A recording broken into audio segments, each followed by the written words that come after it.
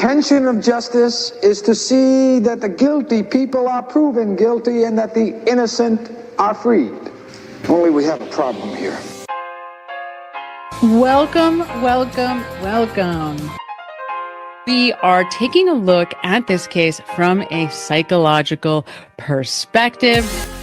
The reason why I like to hear other people's opinions, I like to hear the arguments, and you have to either be able to overcome the argument or agree with it eventually. That's the whole point. You can't just go into a case and say this happened or that happened. You have to be able to substantiate it and then deal with the argument that's going to counter it. A person by the name of Meredith O'Neill sent my entire phone extraction to the bad guys. Filed 3/13/2026 is the federal amended complaint by Karen Reed. Anything that I've highlighted in pink on the right side of your screen on the amended complaint is something that has been added, okay? Or something that has been different. Look at this. Look, he put his pelvis right into him. Is it? Right Definitely. there. She just pushed him. She pushed him. Look at my Karen there. She's play fighting. And I believe Miss Reed actually did some play fighting to Matt. Yeah, I feel like she was about like this to Matt at one point, yeah. And there's a big hullabaloo over on the twit-twat and all socials because, how dare Karen Reed file an amended answer instead of answering the motion to dismiss? Well, you could say the same thing for the Haas defendants because they kept asking for more time to answer the complaint, and then instead of serving an answer, they served a motion to dismiss, which is also perfectly permissible under the rules. You can serve a motion in lieu of an answer, and that's what they did. Without any discovery having been done, the judge has to look at the complaint and assume that everything in the complaint is true. Assuming that everything in the complaint is true and can be proven, can I dismiss this case on papers? What would Nevercracker do in this situation? It's a joke. So my son Dylan, who is my littlest one, he was cutting across John's lawn one day, coming home from the school, walking. This was before John had a fence that went this way.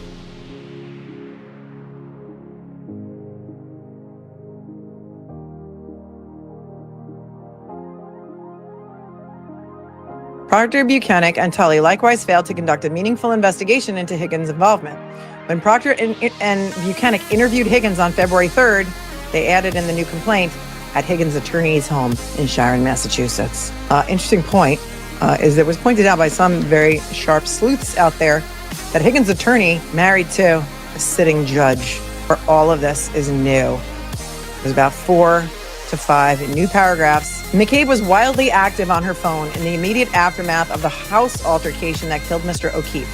Her cellular data reveals that she arrived back at her home on 12 Country Lane at 2:12:38 a.m. on January 29th.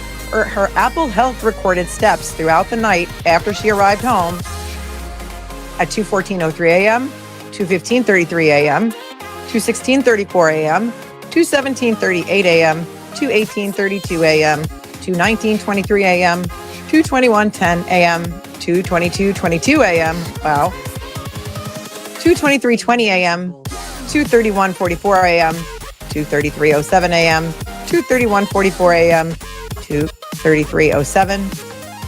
And then there's a gap. 2:33:07, those are my words, the gap. 2:33:07, the next steps were not recorded until 3:51:37 a.m. and 3:51:45 a.m. It's a lot of walking around. It's a lot of steps. 18 calls were deleted between 5:33:47 a.m. and 8:50:15 a.m. So this has changed a little bit to make it more specific to what Jen McCabe did, specifically with Carrie Roberts, the specific movement in her phone, the specific how many calls were deleted, how many steps she took, and exactly what times. Dead. I'm effing dead. We also have people saying that they think Kevin Albert came into the bar. He's talking to John. Has to buy that. So, has to buy that. So, And showing solidarity, you can see them there.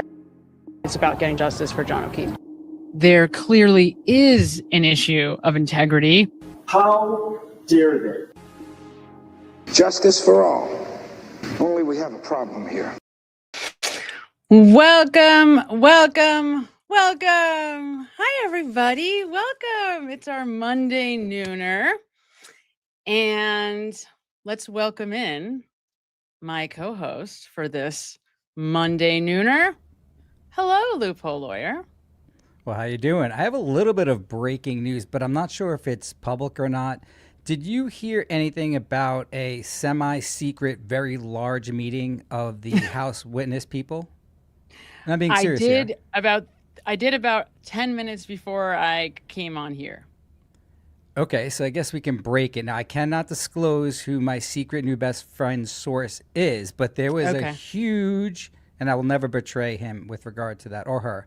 There was a huge meeting amongst all the anti-Karen Read / pro House defendants with over 400 people in attendance that occurred at a hotel. I guess it's a hotel, and I'll get you that exact information. Again, I can't say who's telling me this, but among the attendees was Yuri Buchanek, Brian Higgins, Brian Albert, I think Brian Albert, but definitely Higgins was there. People that were supposed to be there but that weren't were Hank, who's probably now someone who people like now in the Free Karen Read movement. Lally did not attend, so I would have been disappointed. But you have to say that getting 400 people together at this venue without any really video coming out is pretty astonishing. I don't know if I think it's astonishing. I mean, I guess they did a good job of keeping it under wraps. I wonder, though, I mean, I have to tell you, I wonder if Karen tried to do the same thing, how many people would have showed up. Right? Interesting. Now, I'll get to the location. It's called the Worcester. You can pronounce it Regency. Yeah. Worcester? Is it Worcester or Worcester? Yeah, you pronounce it better than Worcester?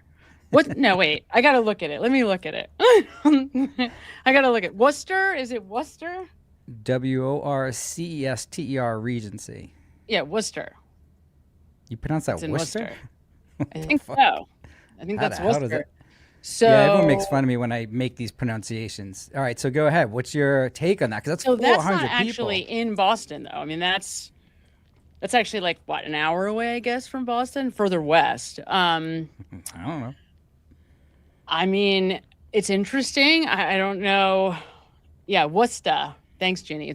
Worcester is how Jen McCabe might say it. But yeah, I don't know what to make of that. I mean, good for them. I think hopefully that ends up backfiring for somebody like Yuri Buchanek, who currently is, has a civil charge against him. And because of his employment, that could be a huge payday for Karen. So good for him making those kinds of choices still. Are you saying that we should all support the donations to the House Defendants because that money will eventually make its way to Karen Read in terms of the settlement? I don't know if I'm saying that.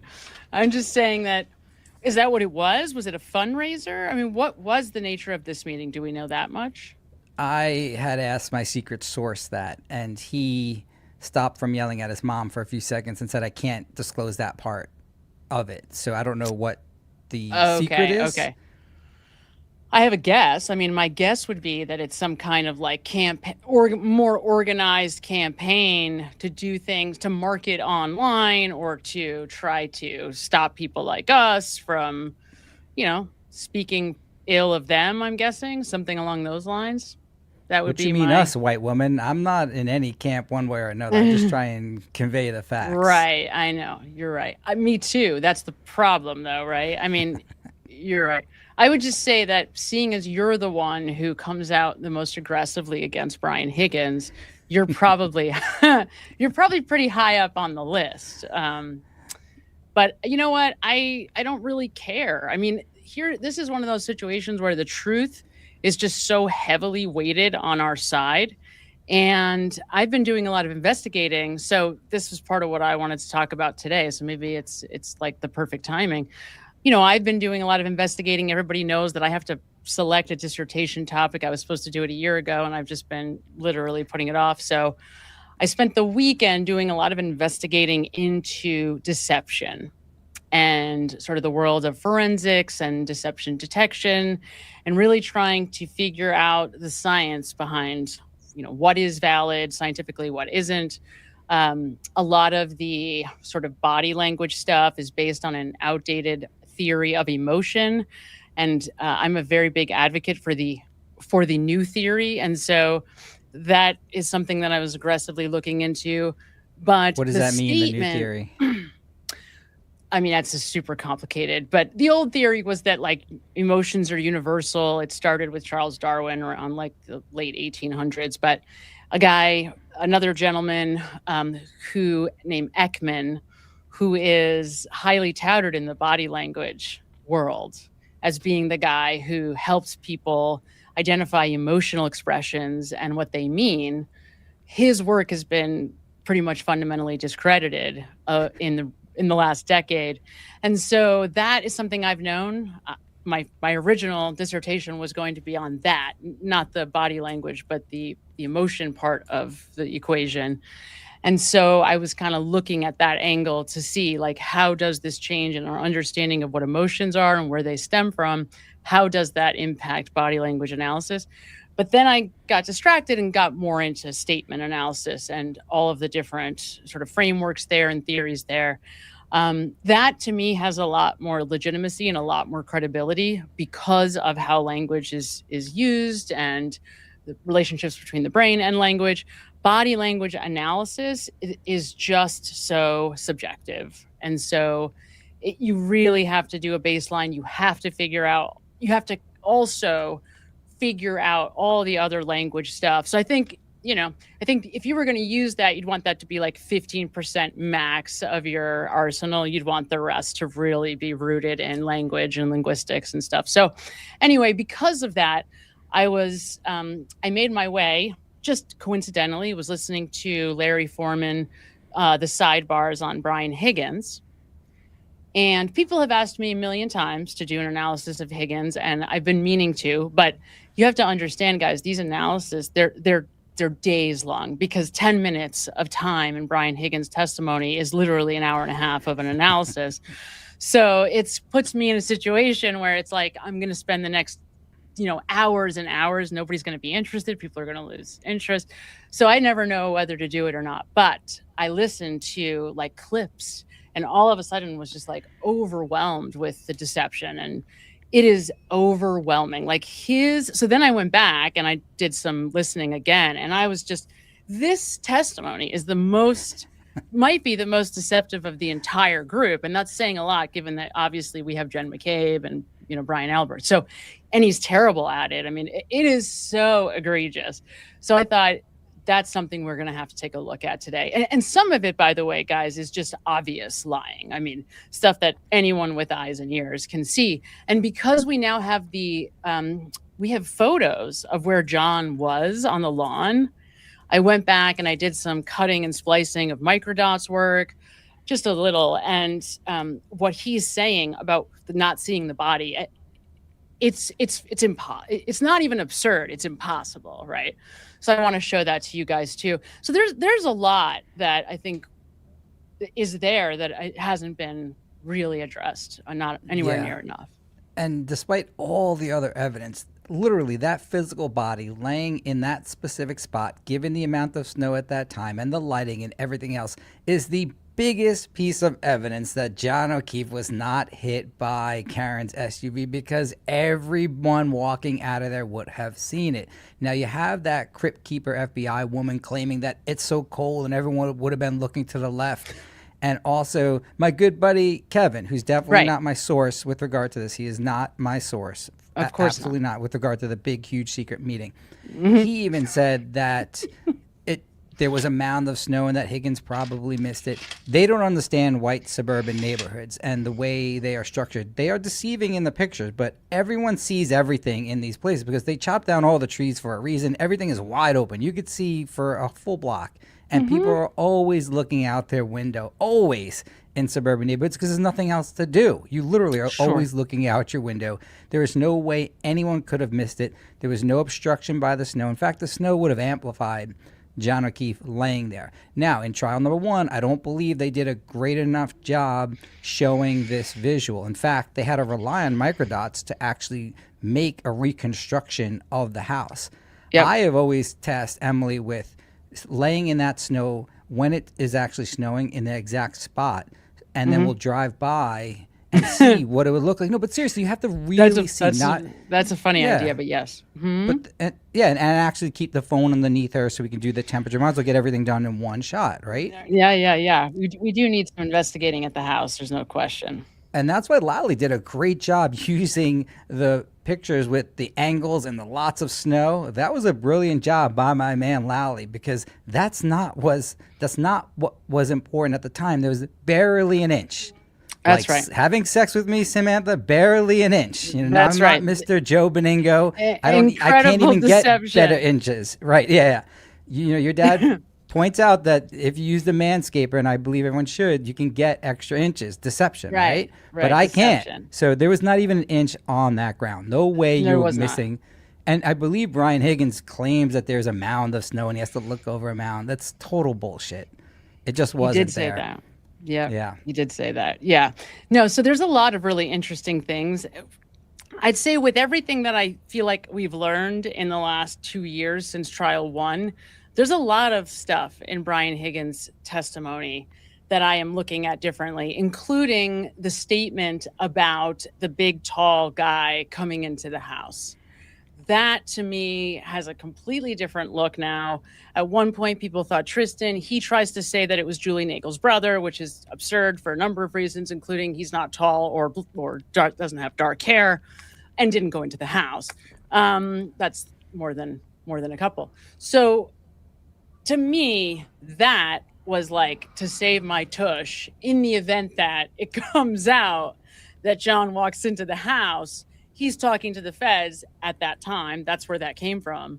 And he's trying to say, well, I did see somebody at the, but he was just in the other room and I didn't really get a good look. Like, so in case somebody like Julie or Sarah Levinson does say, oh, well, we saw John come in the house, his ass is covered. Now, I don't think you have to worry about that because those two are might as well be family because they're so all in with this group. But I think that's what that was in hindsight. So referring to the looking fact back. that during his testimony, Brian Higgins eventually has to concede that he told the FBI investigators that a tall, dark-haired person came in the house briefly. Now, I originally assumed that was John O'Keefe, and exactly what you're saying is that if there was ever evidence that John O'Keefe actually went into the house, at least Higgins would have that statement.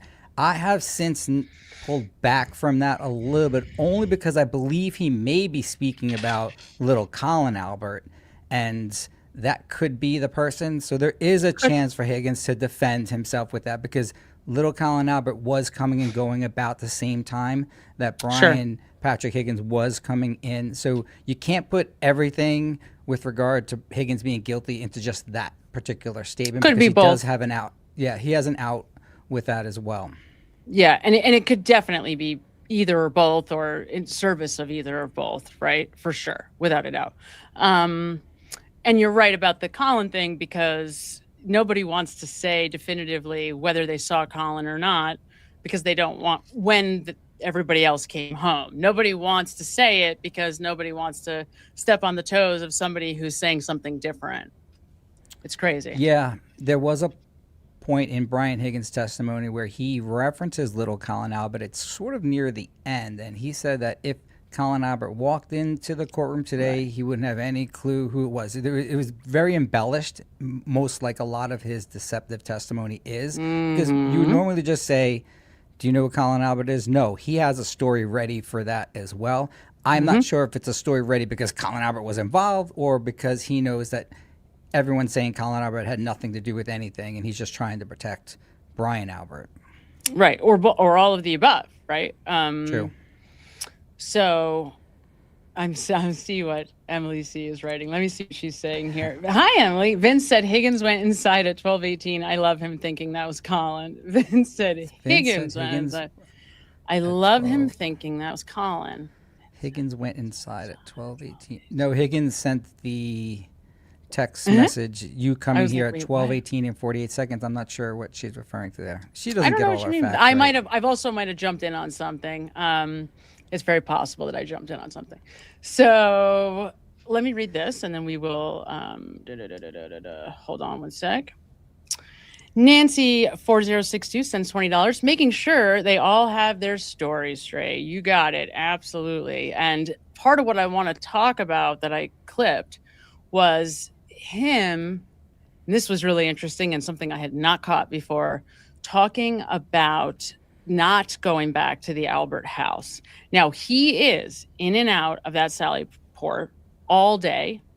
And rather than just saying that, he works overtime during his testimony to try to hedge. I don't know if I was there. I don't remember if I was there. And meanwhile, they've got 8,000 key swipes that go on all day with him, right? Many of them at the same time as chief of police.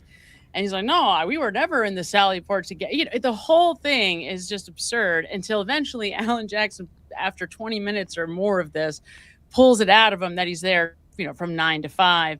Well, maybe I left though for lunch or something. It's like, okay, this is the biggest day of your adult life and you don't remember, right? It's just asinine, number one. And number two, he starts talking about, never going back to the house again.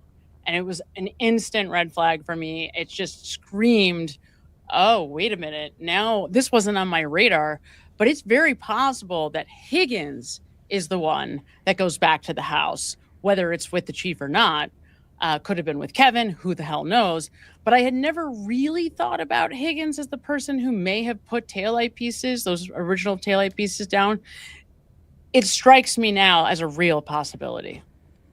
He has obviously the biggest motivation to do that. So yes, it would potentially be him. You just have to figure out exactly where he was after he had access to the SUV in the Sally Port garage. And that's something where, relating to the secret 400-person meeting at this hotel, coincidentally, Chief Berkowitz, again, no show. He does not show up at all. So we have not heard from him since this event.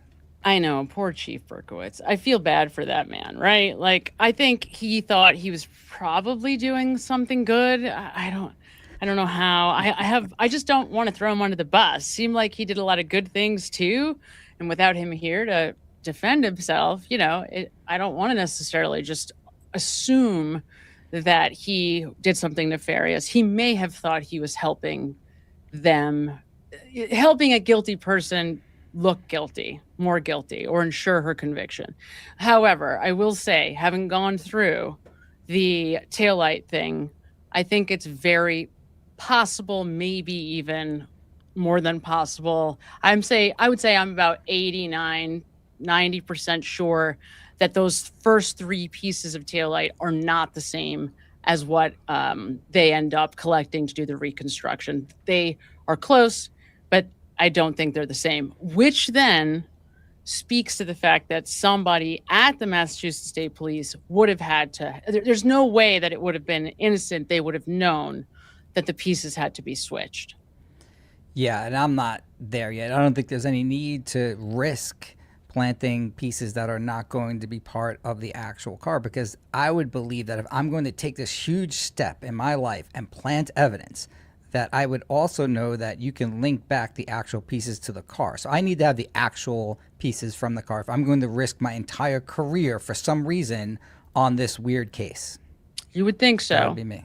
That would be me. You would think so, unless that's only true, though, assuming that you don't have some kind of very close relationship with the police enough that they are, because to me, the first obvious point had to have been Brian Tully. He's with the car. He has, means, motive, and opportunity.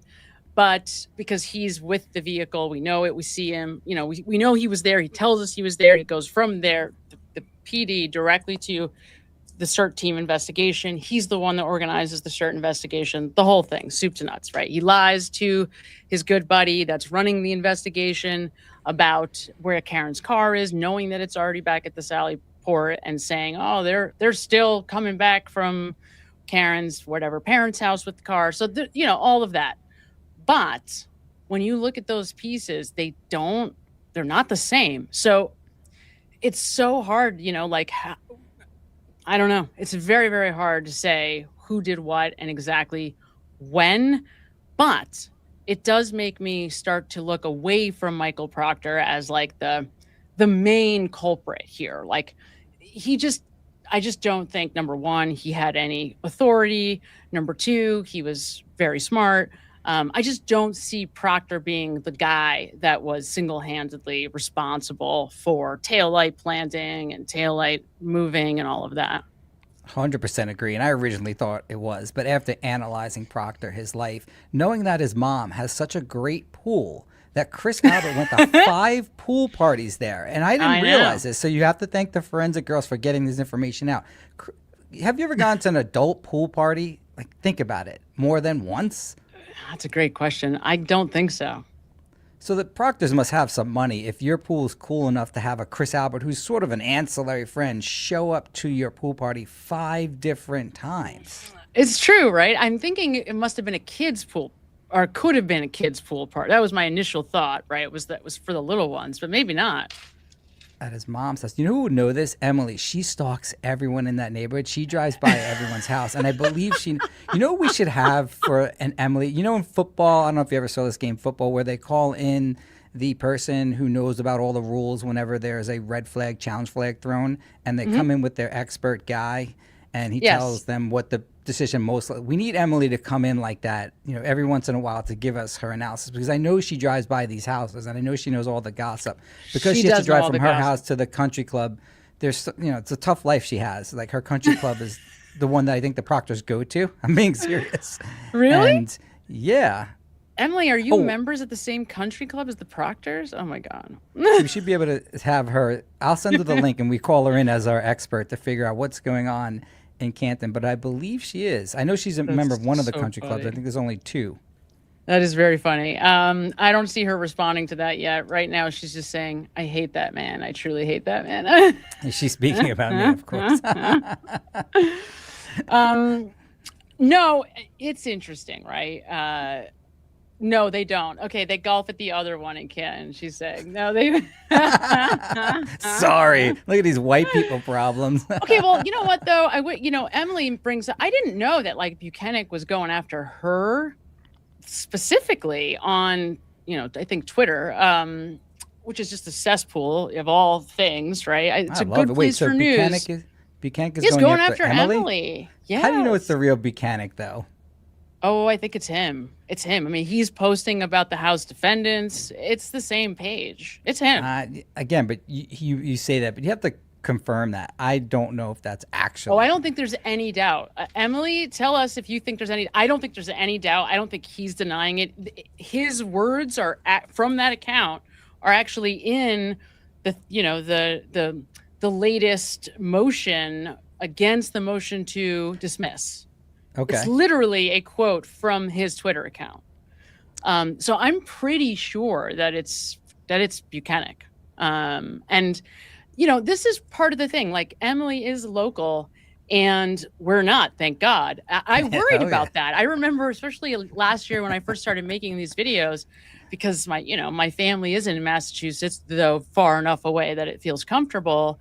We're driving there and back. I'm thinking, Jackie, don't speed. I think actually was it me. She goes there a lot, so I remember saying to her, don't speed. Just make sure that you're doing everything by the book, because if you get pulled over by the wrong person out in Eastern Massachusetts, like, that's not good. I worry. So, Jackie, stop looking at that hot black guy driving next to us. Pay attention. Okay, here it is. So here's what Emily is saying. Let's see, because she's giving me the update. She's saying, well, no, Testify went after me and Yuri advertises Testify. Okay, yeah, thank you. That's helpful. But I think it's my man Yuri Buchanan as a toxic ex-guy. He seems really cool in real life. I'm serious. Like, think about it. He knows karaoke. He's a great dancer. He's got a good body. He likes to drink and hang out in the sun. Be serious about it. He's not an asshole. Like, who would you rather hang out with, Tully or Yuri? Oh, Yuri, but I mean... Thank you. Okay, I will tell you this. After watching Yuri's head for several days on the witness stand, and I ended up just, like, studying him. It was, like, one of the only weeks I had off, and I just sat there for 3 days staring at him. I did like him by the end of it, right? I did have, like, affection for him. I did think, you know what, this guy's not so bad, even though he was a huge asshole. Ultimately, I think that attitude is what gave Karen Reed the win, so we can thank Yuri Buchanan for that. Right. But it shows you that their personal investment. He's so emotional. He couldn't even admit that Proctor was over 50% of the lead detective, or he just couldn't do it. And all those stupid little battles over, linguistics that he got in with Alan Jackson just made him look so bad in the end, right? So, and that's the thing 100%. these people do not know how to do. They do not know how not to be defensive. And it's the thing that just buries every single one of them, right? There's a difference between speaking your truth when you're innocent and being defensive when you're not. You bring up a great point. You're 100% right. That's the one thing you really have to get out of witnesses when you're simulating, because everyone is defensive. They want to tell you why they're right.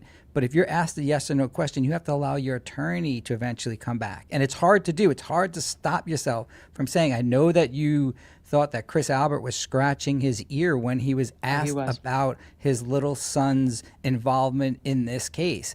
Chris Albert wanted to tell that story so bad, and when you see Yannetti going after him on this, Chris wanted to say it, and Yannetti was fighting him on it, and he was under stress, Chris was, because I 100% believe that his little kid was yelled at by John. I know John because I sort of relate a lot to him. He's a wise ass. His story was real, just that he's not telling you the full story because Colin was involved. He doesn't want you to know Colin was involved. I don't agree. Well, you don't have to agree. I have studied that man's testimony, and whenever he does that ear thing, he's deceiving us. It only happens a few times during that entire testimony. It's such a strong tell. That's why I pointed it out. I'm not saying that like just off the cuff. I studied that man's testimony, and there's only a handful of times when he does it, and that's one. And behind the ears, you're right. It's very sensitive, but it's not just sensitive. He gets very upset multiple times. And Chris is likable. I try to stay away from Chris because, he's a likable person. I really just think he got dragged into this, completely. He was wasted that night. He's giving everybody hugs as he's walking out of the bar. He just stumbles home and thinks he's going to crash and he's going to wake up like any other, Saturday morning. So I feel like he just got dragged in because of that, right? Because he's a family member, ultimately, of Colin and his brother. But, so I don't like to go after him. But if, you're going to present that story as though it's 100% authentic, I think he's fabricating something in that story. Can I be sure it's Colin or not Dylan? No, but something isn't true about that. And the thing I think is so dishonest about the way those Foreskin girls presented that testimony with the Nevercracker and the way that Chris presents it. Come on. Yannetti was not actually saying that it was a legitimate threat. Like, everybody knows that. How do they not know that? How do they present it like with a straight face, as though David Yannetti is like, you were threatening? Come on, with that ridiculous joke. That wasn't the point of his line of questioning, right? The point was that John was so anal retentive about the lawn that it could have sparked enough of a tension between Colin and between John that sometime later that could have been a small seed of tension that later resulted in the basis for an altercation, right? That was the whole thing about Nevercracker. It had nothing to do with threatening. Like, nobody thought that. It was hilarious when they showed that picture. I didn't expect it. I thought that was great, and it gave you an idea of who Julie and Chris are, that they're like ball busters. They're kind of funny people, right? Yeah, so I thought that was just so silly that they were trying to paint it as though Yannetti thinks Chris is threat. I mean, come on. Well, he was the one who brought it up. He was asking him in open court about it and implying that somehow this was a negative / nefarious email and text message. But again, to me, I get the way he said it, but I think what I understood from that line of questioning, and maybe I'm wrong, but the way I understood it was that he knew it was a joke. I think at one point he even says joke, right? So he references the whole thing as a joke. He does. But right? So he's not saying that I'm going to fuck up your lawn. It was a threat. It was a threat in joke, in jest, right? It was a funny thing he was doing. And again, to me, the point was Yannetti underscoring that he was so much the anal retentive lawn guy that he's never cracker in Julie's phone. That was the point of the questioning. And I think that was a successful line of questioning in that, again, it's simply planting the seed. Actually, it gave us some interesting information about John's character, I thought, which was helpful. Which I'm not sure that was the point, but it was helpful. And it just said, like, there could have been, it was a spark. That's all they needed. It's all Colin needed, is really what he was saying. Yeah, so what you just said give me the chills, because you do see John as a ball buster yelling at a little kid, which is funny if you're doing it in a funny manner. And if you scare the kid and you actually have a heart, then you feel like shit. Because I know I've been in this situation before where 100%. You say something obnoxious, but you're trying to be funny and the kid takes it the wrong way. And then John legitimately going over and taking the time to bring over the kid a candy bar that he particularly likes is something that's so honorable and shows John technically really doesn't give a shit about his lawn. And then I'm thinking about the irony of where John was found dead on a lawn, and that whole lawn being the whole issue of this case. Crazy little parallels that are going on. Isn't it nuts sometimes? So like these connections that you can make. Well, that's why 400 people on the other side are still meeting over this, right? Because, look, I've been knee deep in the Corey Richins stuff. And by the way, let me just say, I'm going to have to go into this, but I started listening to the prosecutor's closing argument. One of the better closing arguments I've heard. I was so excited. He's like throwing in deception stuff. I was like, yes, I love this guy. So I was very excited by the closing argument by the prosecutor. But I digress. Yeah, it's such even going through that case, which I think has a lot of interesting elements. Like the Corey Richins case is interesting, trying to figure out, did she do it? There's the walk the dog, there's the body cam, whatever. But this case, we just, these people, the way that they are so adamant that they didn't do this and that they actually are in bed with John's family, standing next to them, in court. It's so evil that it really inspires this panic.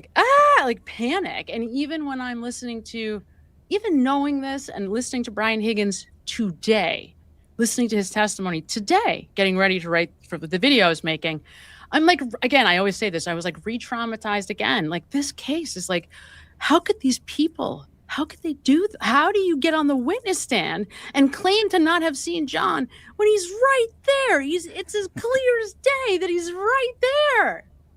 If he wasn't there, that's the point, right? If we're supposed to believe what they're saying, if your Jeep, which it wasn't, parked right there, and you get into that car and you turn on your lights, John is right there. There's absolutely no way you don't see him. 100%. And that was not made visually clear in the first trial. In the second trial, they pulled away from all that, so you're not going to see it. But it had to be visual. And you have to figure out ways to utilize video. And you can get it in by taking that exact angle, park a Jeep exactly where Brian Higgins testified that he did, because he literally testified exactly where the Jeep was, and then have a body and a person looking out. I think you could do that demonstrative, especially. All right, let me show you this. Let me show you what I saw, because I did exactly that. I did that, and I cut in microdots so that we could get a look at this. Just let me show you this. We don't have to go through the whole thing now, but I want you to see this exact image. I think there's a reason. I think the reason why they didn't, though, to your question, is because they weren't sure it would benefit them to know where John's body was. Interesting. I think that's why they didn't. Okay, let's see. Let me add this to the screen. Thank you to the trial channel, because you are amazing, for your fabulous footage of Brian Higgins. I'm going to fast forward through this. Just to the image for now. Answer. And when I was watching this, the fact that Brian Higgins starts off by testifying when he met with Lally and his attorney, and then the witness advocate, the fact that Brian Patrick Higgins had a witness advocate makes me sick. Sick. Paid for by the This state. guy, he was so aware. That's why I'm saying I haven't done the analysis, because literally almost every word he utters is important, and it's all incriminating. He actually stops at a number of times and essentially admits that he understands strategically, like, what Alan Jackson's doing. He knows what's happening at like the process level, right? And he understands, like, I don't. It's so incriminating. It's so incriminating, and these guys act like dumb as hell.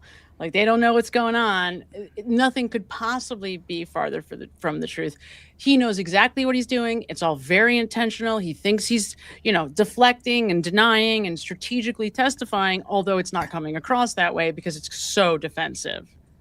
My problem is when you look at him, he does look like a cuddly Higgy bear in his suit there and his hair. It's hard to hate him the way he looks, but yes, the way he testifies, because he's covering up his sleeve tattoos, and you of all people know, if you have tattoos up and down your arms, there's something wrong with you. That's cute. I think. And by the way, how does he do his hair? Is that line intentionally shaved in, or is it just the way he part? Well, so no. That's a good question. I have a friend who's I know someone who's a barber. Okay. My guess is it's intentionally done that way, and that he gets his hair cut like every 2 weeks religiously to make it like that. So yeah, he's one of these guys that like gets the hair done. He has great hair. He probably had just got it cut like 2 days before too, is my guess. He has these eyes, right? Like, part of the, you get to know these people because you're staring at their heads for hours and hours and hours. He's a super emotional guy. It's clear that he cannot stand that people think he did this. It's also clear that he wants to tell his story.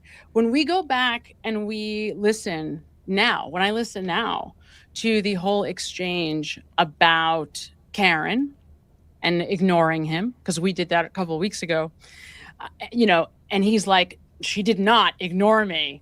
To me, I can hear that now. And I don't know if this is true, but I can hear that with a whole nother layer of reality built in. Well, what if the whole argument is the whole fight starts because of the opposite? If the whole fight starts because of the opposite, think about how hard it was for him to sit there and not say that and not tell us that actually Karen was into him, and she did go up to him, and that was the whole basis for John being pissed when he walks in that house, right? You better believe it. And we saw that. We didn't know it because we didn't have the entire video. All we had was Sergio and you making this claim. But you know how it is. People don't believe you 100% unless you see it. Of course. All of a sudden, we get the exact opposite of Alan Jackson's complete premise that Brian Higgins was ignored. And I was wrong too. I was making so many jokes about Higgins not understanding that he was being ignored. And it turns out, not only did Karen not ignore him, she literally goes and physically touches his arm, and he understands with that little touch, everything is still on and everything is cool. And it changes the entire perspective of this case. It does. Yep. And I think when Alan Jackson is sitting there pounding away, like, did she ignore you? And part of why I'm sure Sergio caught it, again, in retrospect, because now I can see it. I didn't see it initially. Part of why I think he was so able to see it is because Brian Higgins he's pissed. He does not like that line of questioning, right? He's like, no, I did not. He's adamant that he does not feel ignored. And he's an emotional guy, which is part of the reason why we get so much very helpful information from him, because Alan Jackson's whole skill set is based on being able to get under people's skins to get them emotional. That's why Colin tells us stuff he doesn't mean to tell us. That's why Higgins, ends up giving us way more information than he intends to. And interestingly, a lot of the information, I was thinking about this when we spoke to Kevin and he came on with us, he was echoing a lot of the same story that Brian Higgins tries to tell on the stand with Jackson on cross about how he would have saved him if he could, and that whole thing, and how he got emotional during Kevin's conversation about that with him too. And so that story, that's a big part of the story that he's trying to tell the world, right? I would have saved him if I could. And I think he probably would have saved him if he could, but he couldn't, and that was the whole point. All right, so let's take a look at this quickly. No. Okay, it should be right here. From where the back of my Jeep was parked? Correct. There it is. All right. So I had trouble finding this the other day. I know I'm probably frozen. Let me bring myself back. Okay. So I had trouble finding this picture the other day, and I finally found it again. This is the image that I saw. I don't know how. It flashes on the screen for like 10 seconds on one of the Dateline documentaries. And this was when I realized we did know where John's body was, and how I missed it ever before, I don't know. But this is the shot of the dash cam as soon as, what's his name? Seraph, sorry. As soon as Seraph, he pulls over to the side, it's about a split second. This is the image from that, where he pulls over and then he moves this way. So they caught it. They got it. They captured it on NBC. And they highlighted it. Now, that is not a fire hydrant. That is Jennifer McCabe's bottom. Those are her pants. They are all huddled over John's body. You can see his jeans in this picture, though. His jeans are protruding forward out to the side of the image. I've been through this obtusely, you guys know. So, but think about where Brian Higgins would have been, right? So you see where Carrie's car is. I mean, that's exactly where Higgins would have been. Yeah. So let's play this forward. And literally facing him. Exactly. Right? Yeah, like turned around, so it sort of be. Exactly. Yeah. Here it There's comes. no mound of snow. Sometime before 1:26 a.m., Brian Higgins walks outside, gets into his Jeep. It's intentionally dark there. Never sees the body of a man over 6 feet tall lying directly beneath the flagpole, despite it being illuminated by the powerful plow lights mounted on the front. No sneaker, no shards of reflective plastic on the road in front of him. Brian Higgins then drives away from 34 Fairview Road. Yeah, I mean, that's all I wanted you guys to see for now. That's a great point. It's insane. That's it. Yeah. Now, we know that Brian didn't park his Jeep there, but he did drive that way, the argument would be that everyone's claiming Brian Higgins is lying about where he parked the Jeep, so perhaps he did not go that particular route, didn't see it. However, everyone else went that particular route, specifically the McCabes, right? They would have saw the body right there. It was only 20, 30 minutes later that they leave. Right. Everybody would have been going up the hill. In fact, I don't think anybody that we hear from tells us that they went down the hill. Right, exactly. So can we maybe get into just a 3-minute video of the amended complaint, because it relates to this in particular, and then to Jen McCabe a little bit as well. Yes. But if you don't know, Karen amended her federal complaint because now it's in federal court. She added some information, added a few defendants, or one defendant, the town of Canton. And there is some additional information that Melanie Little did a great job highlighting what's new compared to what is old. We have a little video with that. Here it is. Okay.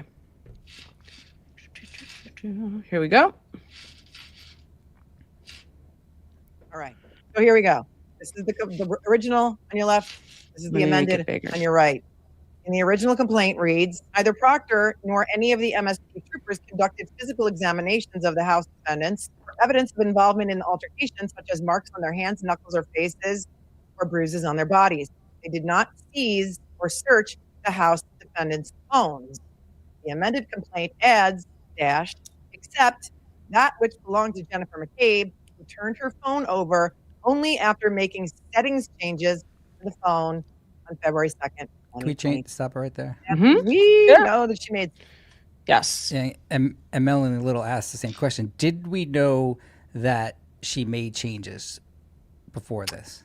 Not to this, to my knowledge, not to the settings. I think the only changes that we were told were that she had deleted messages between her and her daughters. That's to my knowledge. So Jen had asked if she can delete messages or even pictures between her daughters and herself. Why do people believe that once you delete something, it's gone? I don't know. It is a weird thing, because I'm listening to a bunch of other cases too. Everyone deletes stuff. Now, listen, the only reason why the Indian programmers put that delete function in is so that your wife doesn't catch you or your husband doesn't catch you sexting with someone else. There's no other reason to delete it. I always say, oh, because I don't have enough storage, right? That's why I deleted all those messages. And that's why we have the ability to erase our browser history. It's because you're watching porn and you don't want people to know. However, I mean, think about it. There really isn't any other reason you can delete that in particular. Well, why else would you delete I something? have a major storage problem, so to me that's a legitimate thing. That's because we edit videos, and if you don't know, videos are like a real problem for your computer. But go ahead. Sorry. Yeah, I'm talking really about the phone, but either way, it's saved somewhere. So whether you're deleting or not, we will be able to get it one way or another. Yeah, and this is interesting because, and this is a huge discussion to try to go into, but Jen and Celebrate, or Ian Whiffen, claim that the deletions were not done by the user. They were done after the fact by somebody who went into the phone data on the computer, right? So somebody who had uploaded the phone, the extraction, deleted the stuff, and then obviously didn't do a great job because it showed up anyway. But that is what Ian Whiffen testified to. Yeah, and to be clear, that there are certain databases that are automatically deleted, and in certain situations, it may appear as if it was used deleted. We're not sure if it's just an auto delete, but this was not an auto delete. No, because you're talking about the 18 phone calls that Jen made. Talking about anything. Generally, a phone call is not an auto delete. I would agree, just based upon, but it could be an auto delete from a specific portion of a database that is being saved, because there are multiple databases that save information. Some are temporary, some are permanent. And again, I'm not saying that that's what occurred, but the beauty of this is, for anyone that's committing a crime or cheating, which most of you, is that you can eventually get what was deleted by going to the source. Right. And the thing I think that's particularly unusual about Jen's stuff, well, there's so many things, and we can go through it if you want to, but it's a lot of information, is that the only things that were deleted were the things that were sus and suspicious specific to this night, right? So yeah, just like everybody else, which is what is so incriminating. It's like, okay, yeah, if I were somebody like you're saying who had had a long history of like opening and deleting and whatever, getting rid of my call logs, sure, of course. But the fact that that wasn't the case and the only things that were deleted were specific to that night, it's so incriminating. Like, think about it though, really think about this. What would be the purpose of deleting all of those interactions if you have nothing incriminating happens for you that night? Yeah. And again, it could be that she's 100% guilty, or it could be she thought that it would make her look guilty. And some people are like that, where if they think anything makes them appear to be guilty, they may delete it. We don't know why, but I 100% agree. I was actually listening to a case last night. They're interrogating a guy who eventually killed a girl, and he deleted a picture of him slashing the girl's tires, right? He deleted that. They can always find it, but you're right. It goes to the motive. Why did you delete that particular picture and not something that's unrelated? It's suspect. Right. It's so you have to say that it is suspect. It is suspect. Correct. That is right. All right, let me keep playing. Settings changes to her phone, Jennifer McCabe? I don't know. They're talking about the group of people in the house defendants. The group had overlapping social relationships. At the time, Brian Albert was a police officer, as was Mr. O'Keefe, though they did not know each other well. Brian Albert and Brian Higgins were close friends. After that sentence, added in the amended complaint is Higgins resided in Canton for many years through January of 2022. And both complaints say he was an officer with the ATF. So he moved out of Canton in January of 2022. Sam, interesting, right? Mm-hmm. He also was permitted to we know that. Yeah, I don't even know what that really means, because he lived in that town that Karen visited him in their private meeting. Was that Canton? No, it was not Canton. Yep. No. So they're claiming he moved out of Canton. I mean, I guess it's close to Canton, but if he moved out in January of 2022, what year was John killed? 2000. No, same time, January So same- 2022. Yeah, it's Yes. interesting. But my understanding, I actually think this might be, I don't know if a coincidence is the right way to say it. I do think because of the fact that when she went to his house, I think that they have a whole exchange about this. I think part of their text Yeah. exchange includes something about him not having his place in Canton anymore. Yeah, I think it actually occurred before John died. Because I Yes, remember it at the does. time thinking Higgins is going through a lot. He was moving, his sister had died, and then of course Karen just immediately comes on to him in this weird situation. So there's a lot going on emotionally with Higgins, who is naturally an emotional person who can't control his emotions as good as a normal person. Agreed. So yeah. So maybe this wasn't incriminating. Maybe you're right. I think it was actually before. For some reason, January 6th or January 7th, around that time. Well, then again, yeah, I think they were saying about that. But either way, they felt it important enough to put it in the amended complaint. So let me just mention this. I just had an idea about what that big meeting may have been about. So it's possible that that meeting was like an effort to like a marketing campaign to begin to tell strategically a different story, a competing narrative. I think that may be what it's about. I'm just putting together in my head as you were talking some of the things I've heard from different sources about what those folks are up to. My guess is that it's some kind of an organized campaign that they're about to begin to tell a different story about Karen Reed. That's So for my those guess. who don't know, we broke at the beginning of this that there was a large 400-person meeting of the House defendants and their supporters with food and speakers and Yuri Buchanan and Brian Higgins and allegedly Brian Albert all there, I guess this weekend, meeting. And there was 400 people. So you would think that there's going to be some video coming out of it. But I didn't know about it really until it happens. And apparently it's been publicly disclosed. And I didn't want to breach any confidence that I have, but I don't know the real reason why they did it. Right. And they're not saying the real reason they did it, but all the foreskin girls, people on Twitter are saying, oh, we had such a great time in Canton over the weekend. I mean, like, you know, so people are blabbing about it happening. I'm sure there will be images that come out also, because I don't know how you would control that, right? I'm assuming they're just going to ask that people wait until whenever they begin this campaign. But that's my guess, just based on every little clues we've gotten along the way. My guess is that's what the meeting was for, is some kind of a narrative that they're trying to specifically tell about Turtle Boy and Karen or some nonsense like that. That's interesting. I wonder if there was a dress code for this, because we doubt know it. that Julie Carpenter does shine up like a diamond when she's ready to go out. Her comment was salt of the earth. So my guess is that it was not a black tie event.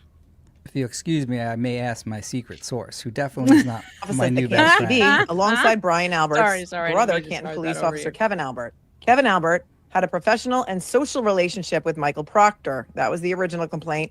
The amended complaint adds to that sentence, as well as with Brian Higgins. The next addition in the amended complaint, and it's adding some information about John O'Keefe's Apple Health data. Ms. Reed and Mr. O'Keefe had never been to the house before January 29th of 2022. They arrived in front of the Alberts house around 12:20 a.m. Ms. Reed was reluctant to attend the party for several reasons, including she was unsure whether they were at the correct location and whether they were even welcome to the late night party. Mr. O'Keefe got out of Ms. Reed's SUV and indicated that he would go check out the party and report back to her. Mr. O'Keefe walked toward the front door / garage area of the house and entered one of the two doors. Added to the amended complaint is this following sentence. According to O'Keefe's Apple Health data, his final steps covered just enough distance to get from the foot of the driveway and into the house or garage. Oops, sorry. Now, Okay. this is we could stop it here. Yep. And this is interesting because they know a lot more now. And it's thanks to our community too. Remember that we're going through this just as if you're a regular attorney. Any dope can be an attorney. I am example of that, right? So when you're analyzing any case, the more eyes you have on the data, the better, especially with regard to this, because we're microanalyzing all this. So this is John's data from his phone, and we also have Jen's as well. The relevant time frame would be the last movements they're claiming, which is the 12:31 and 36 seconds, right? They're not the 36 steps. 36 steps. And if you look there, it tells you it's over 34 seconds, I believe. 34 minutes. It was 0.34 minutes. Seconds. Sorry. Yeah. So No, it's seconds, isn't it? yeah, it works out, I think, that way, although it's a 60 seconds in a minute. So either Essentially, way, though, this would be John skipping up the driveway, is what we're saying. I'm not Potentially. sure. I don't think so, because this is 12:31. This is after Ricky's F-150 has passed them. Oh, and right. remember that we have shown that they arrived at 12:24 and 36 seconds. We don't see any movement technically in the phone in theory, right? So if you go back up to the one before it, it's a 12:21 to 12:34 and 32 seconds. Okay, but it could be. I mean, it could be. I know what you're going to say, but let's just say that the Apple Health data is off by half a minute, right?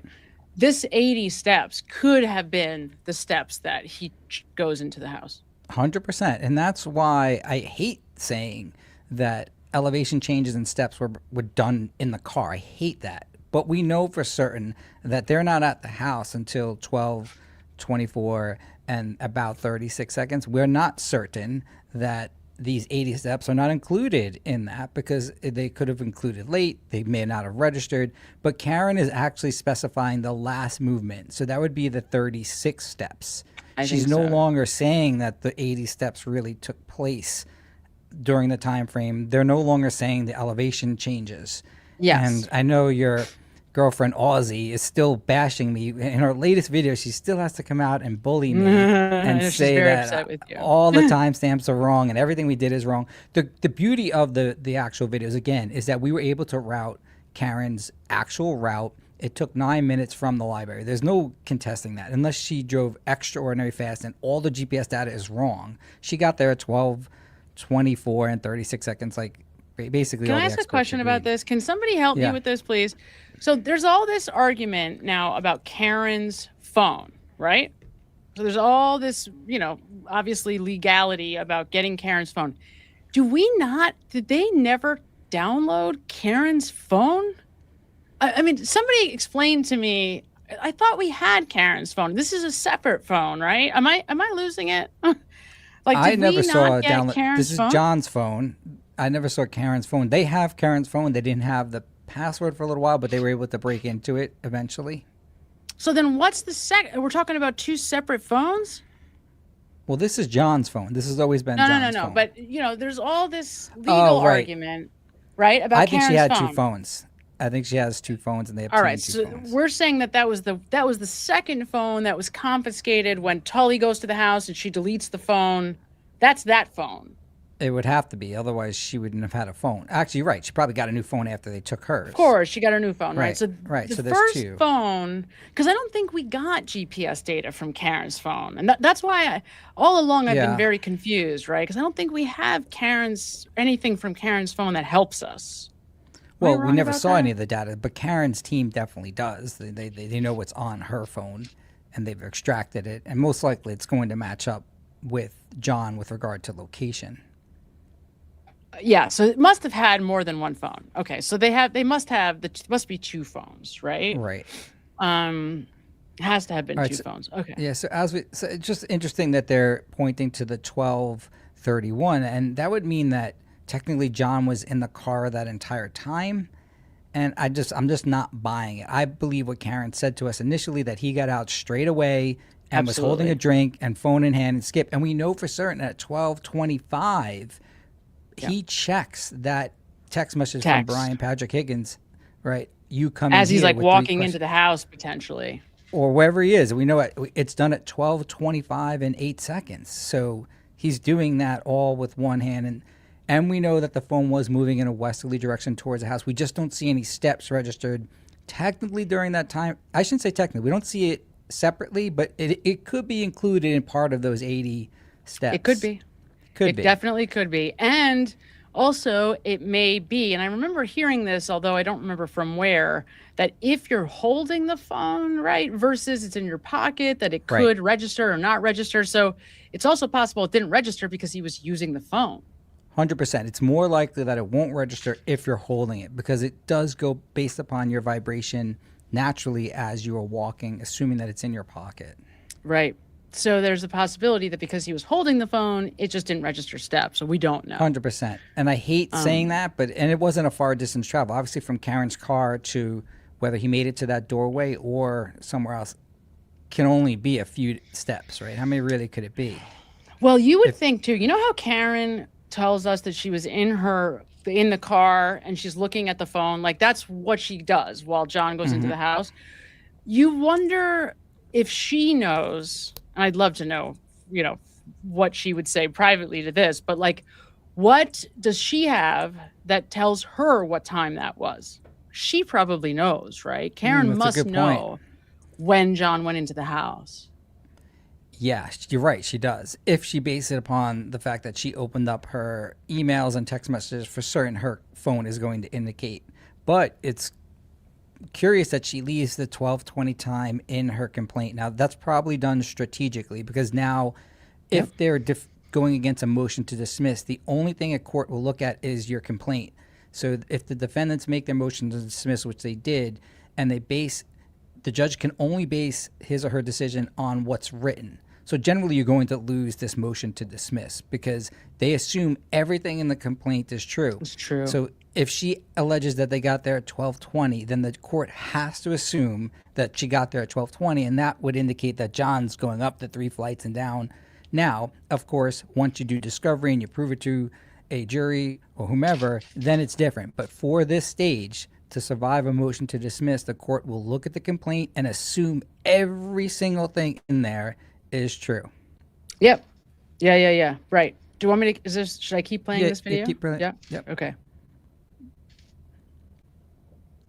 Okay, so this, if we stop at these changes, we're seeing, again, just like what we just said, it's okay to keep it there. Okay. That the steps taken were 36. This is the time frame for which Karen is sort of alleging that there was enough steps to get from the car to the door, and that's true with regard to 36 steps. Okay. Yeah. Okay.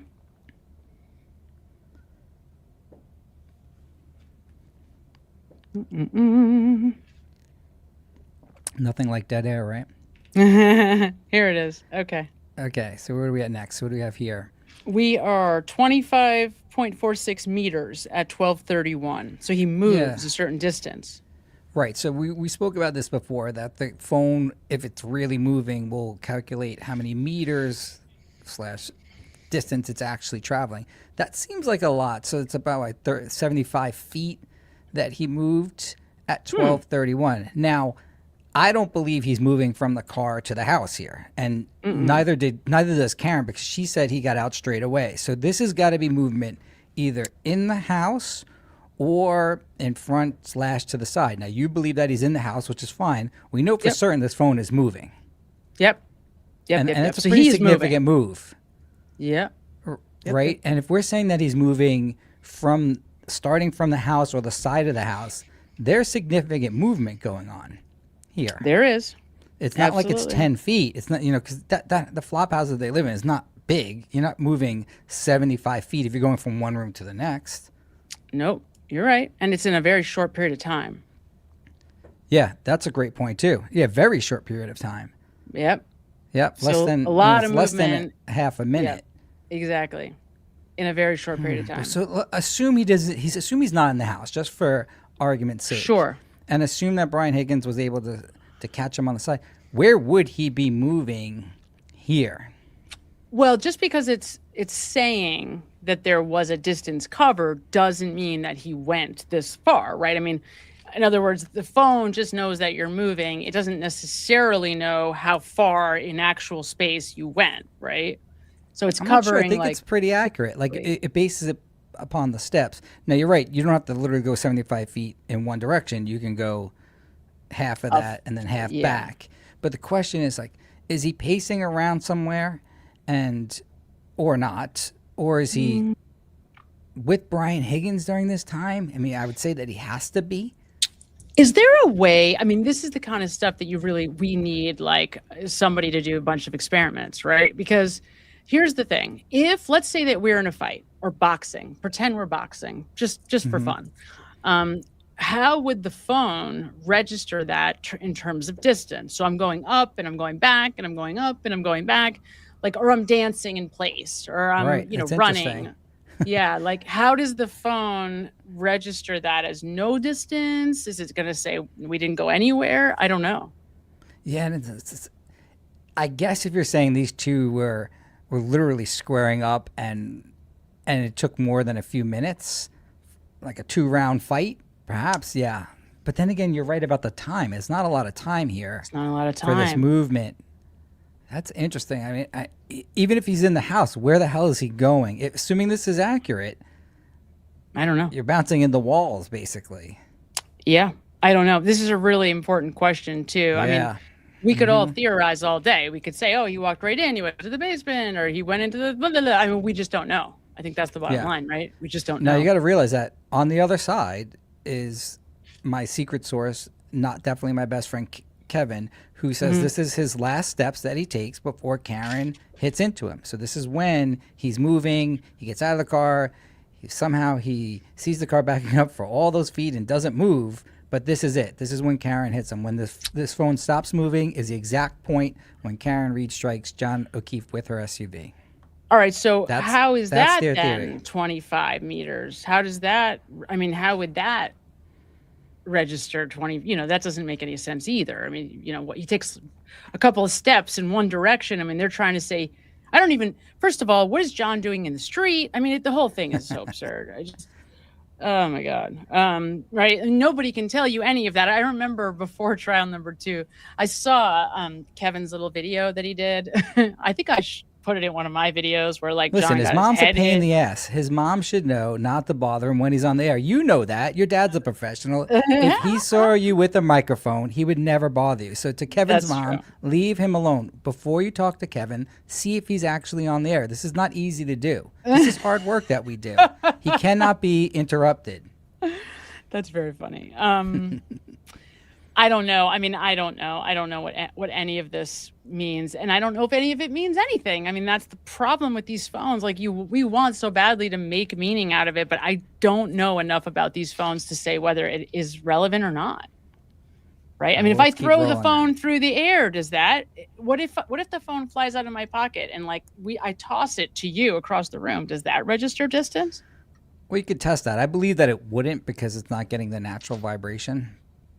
It would be great to find out, though, right? Well, yeah, and it How can, do and you it can test be that? testing.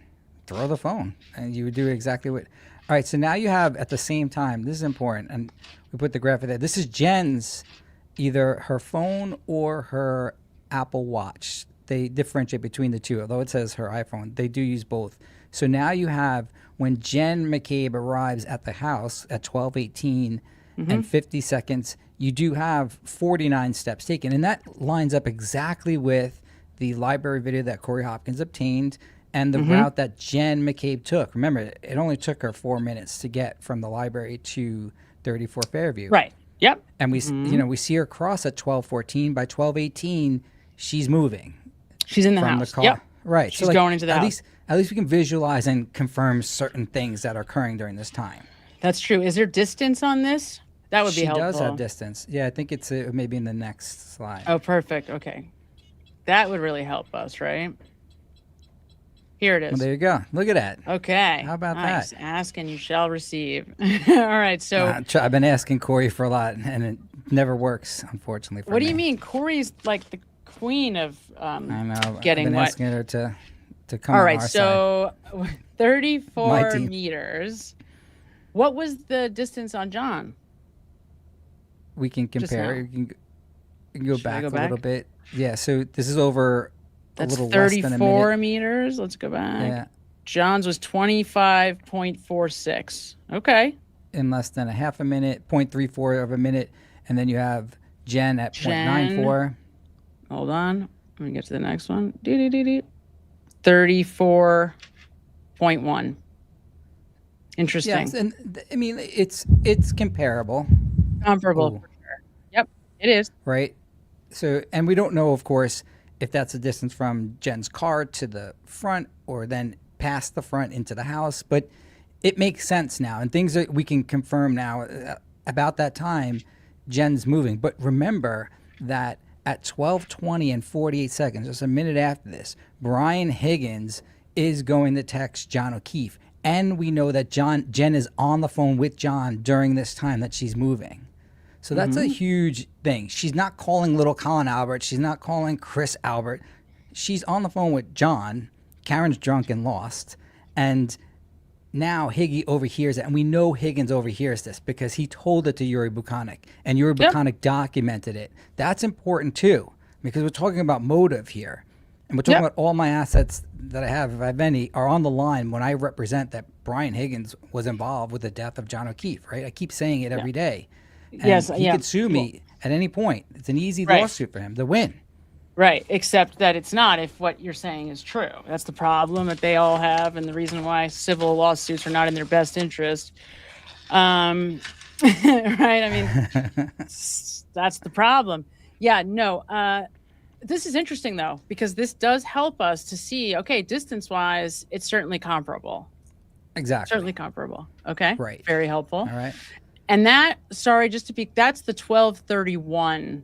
That's the distance was at the 12:31 time that we're talking about. Right. Yeah. Technically, that's the only distance we have logged when John actually arrives at 34 Fairview. And a lot of people were initially counting on it, including Karen's team, because we don't know what the fuck's going on. But you have to remember that Karen's back at One Meadows at 12:36. So it's like, to say that she was able to get from there, it's impossible. It's impossible. Logistically. It's logistically. I know even Kevin if she's the phone, whatever, with the router, it connects with the router 30 seconds in one way or the other. American, African, please. The router. Like, you're trying to buy seconds by doing that, please. And you got to remember, though, Karen, even in the documentary, she was relying upon the voicemail, which was around like 12:40, she was saying. Yeah. Never realizing that ITAD, Nikki Garino, is going to testify that at 12:36, she's connected. Back at the house. And that's huge for her case. That's huge information. It's huge. I mean, it's huge because John's still moving at 12:32. Exactly. Yeah. 12:32. Exactly. That's let me say one more thing about that I never really thought about. So if that's the case, Karen doesn't wait for John for long at all. I mean, she is gone. I mean, think about it. If she's back by 12:36, she's got to leave, 12:31 I mean, look how long it took for her to get to that house.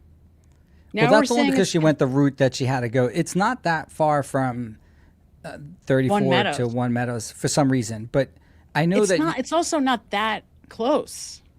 Yeah, and you make the point, and she said she got pissed. I know her. I've dated girls like this. I think I'm married to one. She was pissed. Yeah, and I get it. I never faulted her for this because I'm used to girls getting pissed like this, and I would be pissed too. If you just drop someone off, just go tell me what's going on. It should take 15 seconds, right? Like, all right, come but in. let's think about this. Hold on. So let's go with your time that she goes in just for the sake of this discussion. So he goes in at 12:24 in 30 seconds or something, right? So that's the time he would go into the house, maybe 12:25, just whatever. She's back by 12:36. So she doesn't even wait. She waits like 6 minutes.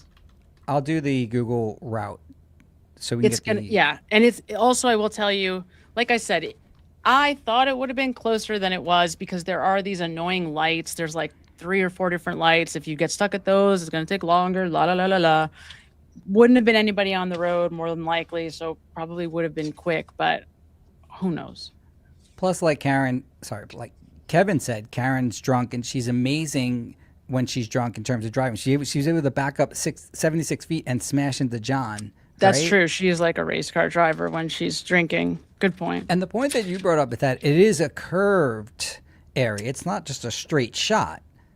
And I forgot when we were looking at the test that Trooper Paul did, I was flippant when you told me that, oh, look, the indicators on her dashboard are working, the reverse one. But you do hear a noise when you're beeping. In fact, Karen references that unrelated in her video when she pulls in. Beep, beep, beep, beep, beep. She actually says beep, beep, beep, beep, beep. Now, of course, if you're intentionally trying to hit someone, you'll ignore the beep, beep, beep, beep, beep because you want to hit them. But is there auto braking in her car? Correct. That's the problem. My problem has been, is there auto braking the whole time? I would never have even thought of this until I was with a friend driving, and all of a sudden we're jerked forward. And I'm like, what the hell? What was that? I'm thinking, did she just slam on the brakes? Oh no, that was our auto brakes. We almost ran over some kid behind her. Driver, wonderful and terrible at driving. But that made me immediately realize, like, wait a minute, Karen, I bet she had auto braking. She must, I mean, it was a brand new Lexus a few years ago, right? 4 years ago? Probably has auto braking. And the issue is it on? And that's what Trooper Paul should have done. He should have had that girl that he was in the car with drive back and have Trooper Paul standing right back behind the car, drive 24. No, but if the auto braking's there, we'd see it. We would see it, or at something else. But that's a relevant test. It would have been a relevant test, yes. It doesn't work in reverse. I don't know what that means. There is auto braking, according to Jenny. Everyone is telling me there is auto braking. I'm seeing it in the chat. But it is interesting. That's a good question. Does it work in reverse? I don't know. Maybe This is part of the reason why I think, trial 2, Hank switches to the clipped thing, right? This is why they all switch to, oh, it was clipped, because that then somehow in their minds gets around sensors and auto brakes and all this other stuff, which, I mean, honestly, may or may not be true at all. I mean, the truth is that a guy can't travel at however many feet, right? And at the same time, just be clipped. I mean, the whole argument is so flawed. There's nothing logical about that argument. There's no logic anywhere in it. And 24 miles per hour, you guys, is so fast. It's like, and I didn't truly understand that until I watched Aiden. He could not get up to 20 miles per hour. He couldn't get past 17. There was no way he would even consider going past that because it was too fast, especially on that spot. Like, it's insane. She wasn't going 24 miles per hour on that curve. She just wasn't going backwards.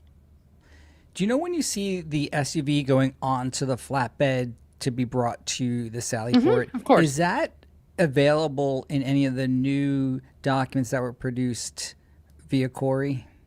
The Ring? You're talking about the Ring footage? I don't know. I didn't see it in there. So we have to look at the Ring footage from where? Karen's parents' house? Yeah, it's Karen's parents' house. Okay. That's where it is. I know I've seen it, but you have to remember too that backing up, she doesn't hit the brakes. They show you that it has to keep going. They tell you if she's on the accelerator, but she's not braking. So if we can find something that relates to that, perhaps we can figure out where that stupid key cycle really is. So I looked it up. Okay, wait a minute. Time out. Let me just hear what you're saying again. Let me understand that. You're saying that there's no brake event, that she just hits and keeps going? That's what I recall, and I'm only saying that because I know for certain that Microdots had indicated that she didn't just stop at the full distance. It kept going, and it was going at a pretty high rate of speed, where you saw Trooper Paul was able to stop this thing almost within a few feet. Right. The indication from the data, and I got to go back and qualify, so I don't want to make this representation yet, but I'm pretty certain that car keeps traveling and maybe even accelerate a little bit more. Right, and if there's a Jeep there, I mean, there's no way that's possible anyway. But I mean, like, if there's a Jeep there, then that Jeep is toast, right? Because Karen is plausibly driving backwards. John hits the Jeep. I mean, the whole thing blows up again. Right. And again, what do you think? Just, this is completely a side question, but what is your guess about why the Jeep needs to be where they put it? Which is absurd, by the way, because even if you've been to this place, you know there's no parking in front of this house. You would not be able to park in front of this house. It's absolutely absurd. This is a very narrow one-way, each way lane that you have to travel. It's a shady little area. It's not a comfortable driving in suburbia. It's a very narrow turn. Yeah, and you're asking what I think, and we've had many videos with regard to speculating. We know for certain that it was Higgins and the McCabe's, Jen and Matt, that are certain as to where this Jeep is. So those are the three that colluded with regard to putting this Jeep there. I don't know which one of them actually did put it there. I know for certain it's not there. I know that they all lied about it being there, and you're asking why, and we could speculate, but I don't know exactly why. I always thought that it was involved in the actual murder, whether Brian Higgins and John fought near it, whether John hit his head into that actual plow, I don't know. But for some reason, they had to come up with this lie that it was out front. And I feel like Brian Higgins was the one that came up with it, but I'm not certain yet. So I don't know. Okay. Fair enough. And to answer, it's 6 minutes to drive from 34 to 1 Meadows. There probably wasn't any traffic. So if you subtract 6 minutes from the 12:36, and there is some seconds there, she was leaving about 12:30, which makes sense. So she waited about 5 to 6 minutes. Which is not a long time. And the reason why I bring that up is because it is plausible that there was a fight in that car and that she was pissed at him and that she left him because immediately she jumps to the worst case scenario, thinking that he's trying to get back at her because of the fact that they had this argument about Higgins in the car. Could be. You're 100% right. It is weird to think of that, like that you're leaving him there. But again, she's pissed. She's drunk. I get it. And she does say that when she was pulling away, she did want to see John running I'm sure after she did. her. Yeah, all girls do that. Just like when you tell a guy, you call him and say, "Don't ever call me again." You know what you really are saying. Please call me again. Right away. If you Yeah, don't- right. Yeah. Sure. And that's what Karen was doing too. I totally get all this immature fighting because I'm such Totally. an immature baby. All right. Let me play the rest of this, and then we're going to hear from you guys. Okay, so this is, I just wanted to touch briefly. This is Jen's heart rate on that night from her Apple Watch. And I know we covered it a little bit, but I was sort of looking for something to pop out of me with regard to any other time that she was at 34 Fairview. You can't use, we've already been through this. You can't use this data because you have a 96 here, but Jen McCabe is drinking. Like, to me, if you're going, this is the reason why you can't like take a benzodiazepine and go take a lie detector test, or people try to pass it that way, because it's going to affect your heart rate. Okay. Well, just so that we have on the record what her heart rate is, there really wasn't any spike during the time. Well, there are absolutely spikes, but that's not the point. Right? I mean, there are spikes. There are rapid changes in here. Well, yeah, move ahead to the next one, because also the other thing about this I want to just say, because there's something very, like the fact that the heart rates only register, I don't know why, I'm sure it's random, every however long. I think that also is odd. So, because the way that you, at least logically, you kind of draw the conclusion that it's, I don't know, like taking snapshots that are relevant, but it very likely is not. It's just taking snapshots, right? Yeah, I'm going to look that up as we're going here. But we're going to see her heart rate when she allegedly makes the 227 Google search. Maybe we'll see a spike. And once again, this is completely irrelevant to me because of the fact that she's drinking alcohol. Oh, okay. Well, that was the time frame. I missed it. Want me to go back? Sure, just so we can see if we see any type of increase. But it is odd. Her So, heart. FYI, though, we don't have her steps here. But did you see in the complaint, they have her walking around until sometime, I don't have the exact time, 3-something, 3:40. I don't know if it was. That's interesting. Yeah, so it's actually written in the complaint. They have all the times that there's logged steps, I guess, in the middle of the night. There's about an hour break from, I think, like I want to say 3:30, 3:40 maybe, to when Karen calls. Okay, and I have here, Apple only samples periodically during normal use. This is with regard to her heart rate, and that would be the time frame. So what you're seeing, it does continuously track during workouts. I don't know if that helps us or not. Doesn't help us. But here we have her heart rate, and you're telling me that at this time frame, she's Googling how long her friend is going to take to die in front of 34 Fairview, but I don't see. Well, any no, heart I'm rate not. spike. So let me just. You just spun that completely. I have said that in her phone, she's asking Google a question, but not because anybody is putting John O'Keefe outside to die. That's the important thing. He's been dead now for several hours by this time. Gotcha. the So, only you're saying time, that she you see would what I'm be saying? calm. Right, she throughout might this be. entire time. Correct, Okay. because she would have known before this. She would have known before this. She's not learning about this at 2:00. She would have known, 12, probably 33 or something like that. Well, so let's go back. Let's see if there's any spike at 12:24. Let me Go go back one sorry. slide. Because certainly, if she saw her friend get killed, you would think there would be an increase in her heart rate. I'm So- just prefacing So this there you though have with it. Actually, the fact that she must be a cold-blooded killer because at 12:49, her rate is down to 66. that's interesting, right? No, it's a 12-4. So we don't have it though. Yeah. We don't have it. That's the answer to the question is we don't have it.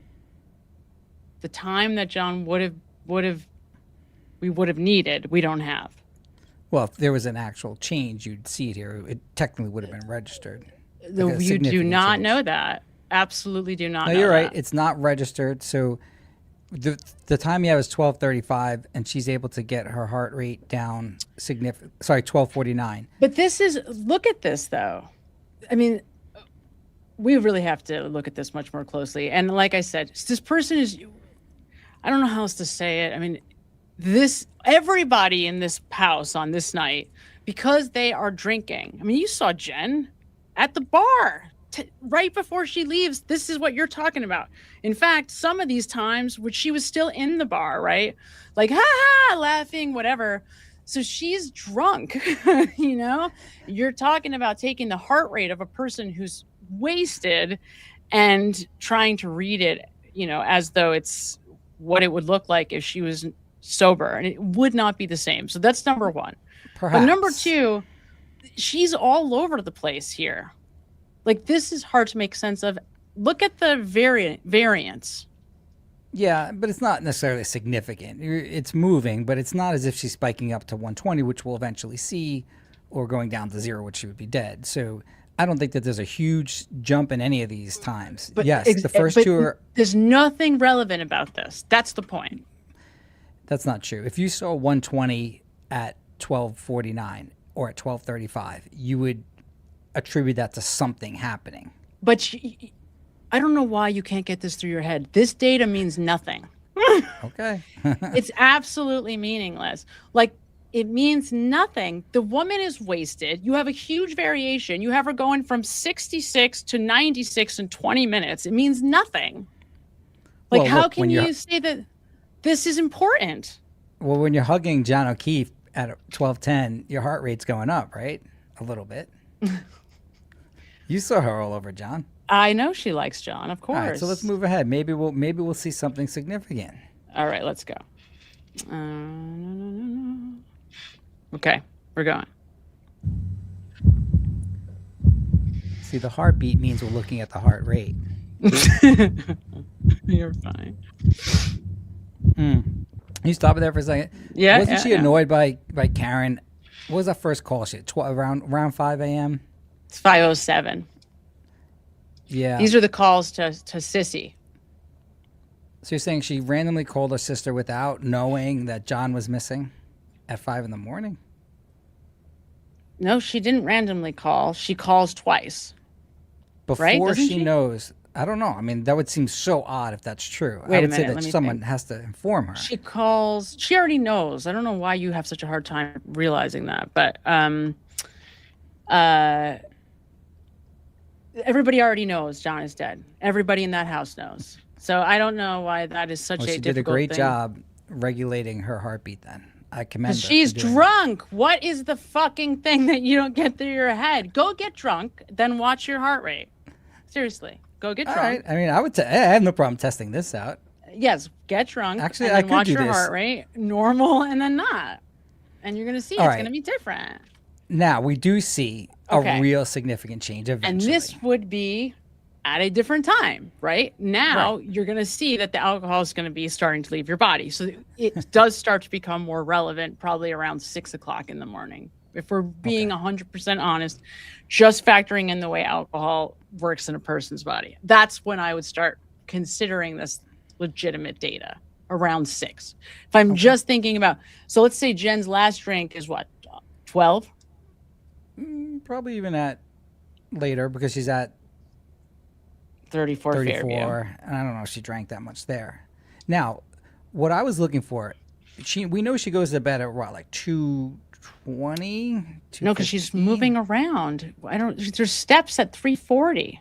Yeah, well, she may have gotten up. But I'm just saying, you would think if you saw Matt McCabe in his tighty whities coming to the bedroom, there would be a huge increase in her heart fluttering. Right? Like he just ate a bunch of food, she says. That's anyway. even more attractive. You would expect to see a 120 spike there. I mean, how can you not when Matt McCabe is waddling into that bed? Right. So wait, but what's the question? Is there a question here? What is the question? I'm just asking why we didn't see a huge spike. So maybe you are right. Maybe she can control her heart rate, because if you cannot have a huge spike with Matt McCabe and his tighty whities rolling into bed, then maybe you can control yourself when your friend is dead. Well, to your point, all right. So we're supposed to believe that Jen cares about John, right? So one would think that the stress of this night would have began based on what we know about the timeline when they find John. Okay. So that would have been at this, right after this. Now we don't have a reading. So again, and based on your theory, we should, but we don't. So we can't say That's definitively. True. But what we do have is at the time after John is long gone and she's inside the house speaking to the officers. This is what, Lank is in the house probably? I bet you we could line it up exactly. This is probably exactly when Lank goes into the house to have that call. I have the time. I should know off the top of my head. Right. That's what this is. So that's when her heart rate is spiking, is when she's talking to Officer Lank. Move it then to the next one. We'll be able to get a zoom in on that.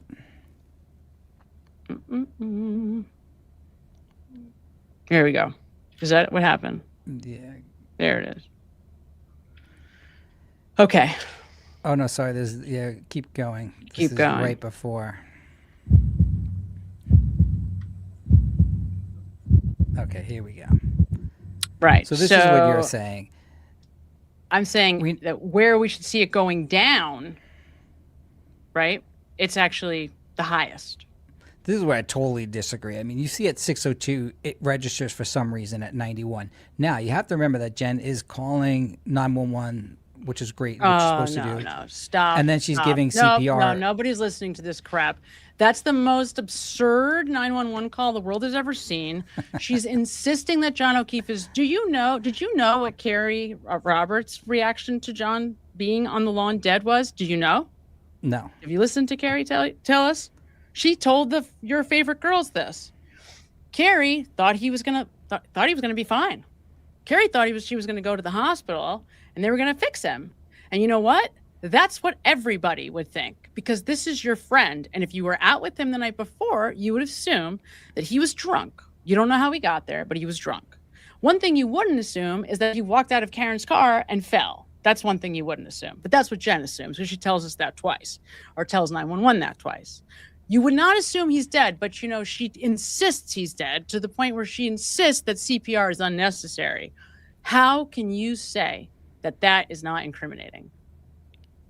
I'm not saying it is or it isn't. I'm just focusing on something that's completely different. That's your game right now, right? I'm not at 6 o'clock. No, but you aren't, because you're trying to say that this time when she's making a legitimate 911 call, you're arguing right now as we speak that's a legitimate 911 call. That's what you're saying. So if you're going to bring it up, then bring it up.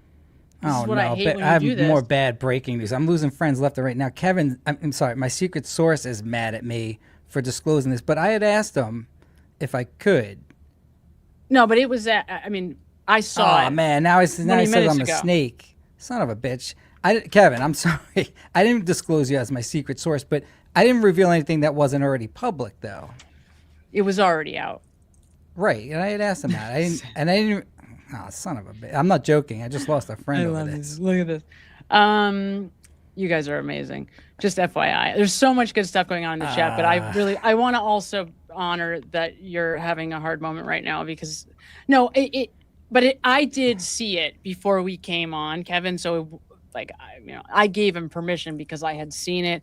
The girls that you met apparently over the weekend did disclose that they were at a meeting in Canton. So, I figured that's what was going on before Vince said it.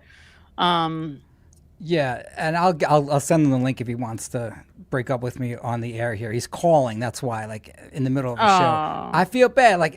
I wouldn't even say. I knew about this for a long time. I never told you. You would agree? No, you never told anybody.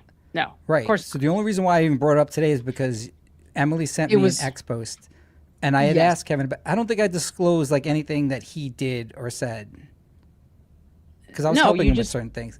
Yeah. It was on this. Yeah, man. He got a message when I woke up. There was a message from Emily talking about a meeting with the people in Canton over the weekend. So it came from our messages. Well, lost a good friend. Oh, well. Well, I'm sorry. Secret source. I didn't mean to reveal anything that was. But he didn't. It came from other people on Twitter is where I think the message came from. He just confirmed it. But I get it. Anyway. Yeah. Kevin's probably right. I shouldn't have said anything. I'm sorry.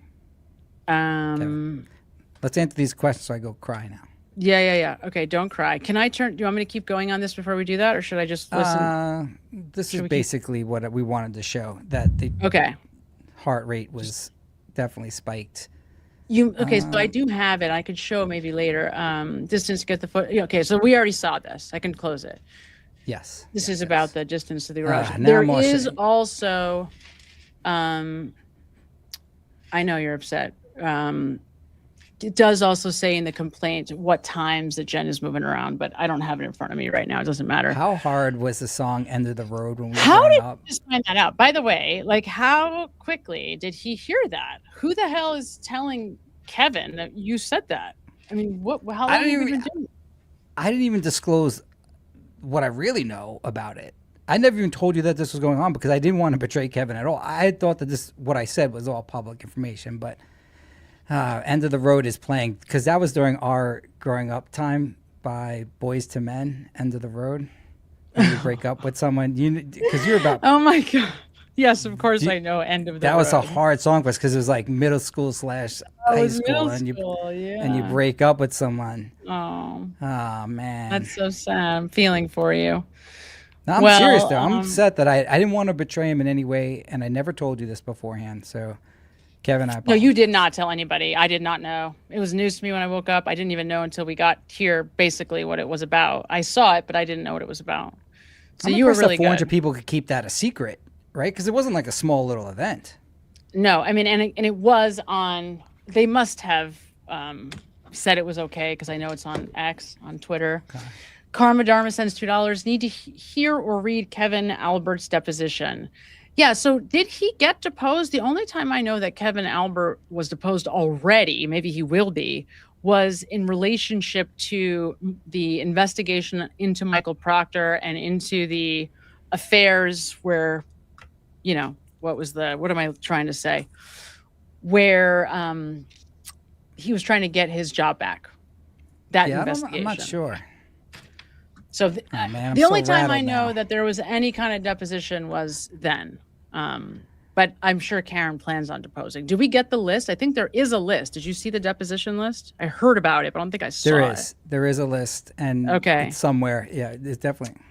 And Kevin must be on that list. I'm guessing that's why it says Kevin Albert. Aw, at Oh So Mammy sends $1. Thank you, Oh So Mammy. We appreciate you so much. At Peter Sky Parker sends $2. This Loophole Lawyer guy seems pretty cool. I love this picture. I don't even know why that's funny, but okay. It is funny. Look at his face. Okay. At Chloe Albert sends $9.99. I sent you a video after 2 years taken 2 years after the incident. Zero chance anyone would miss. Pulled into the driveway and headed up the way McCabe's left that night. Oh, awesome. All right, I'll double check that right now. Thank you, Chloe. That's amazing. There's no chance. There's no chance. Absolutely not. I mean, especially if there's the Jeep. I mean, there's just no chance. There's no chance.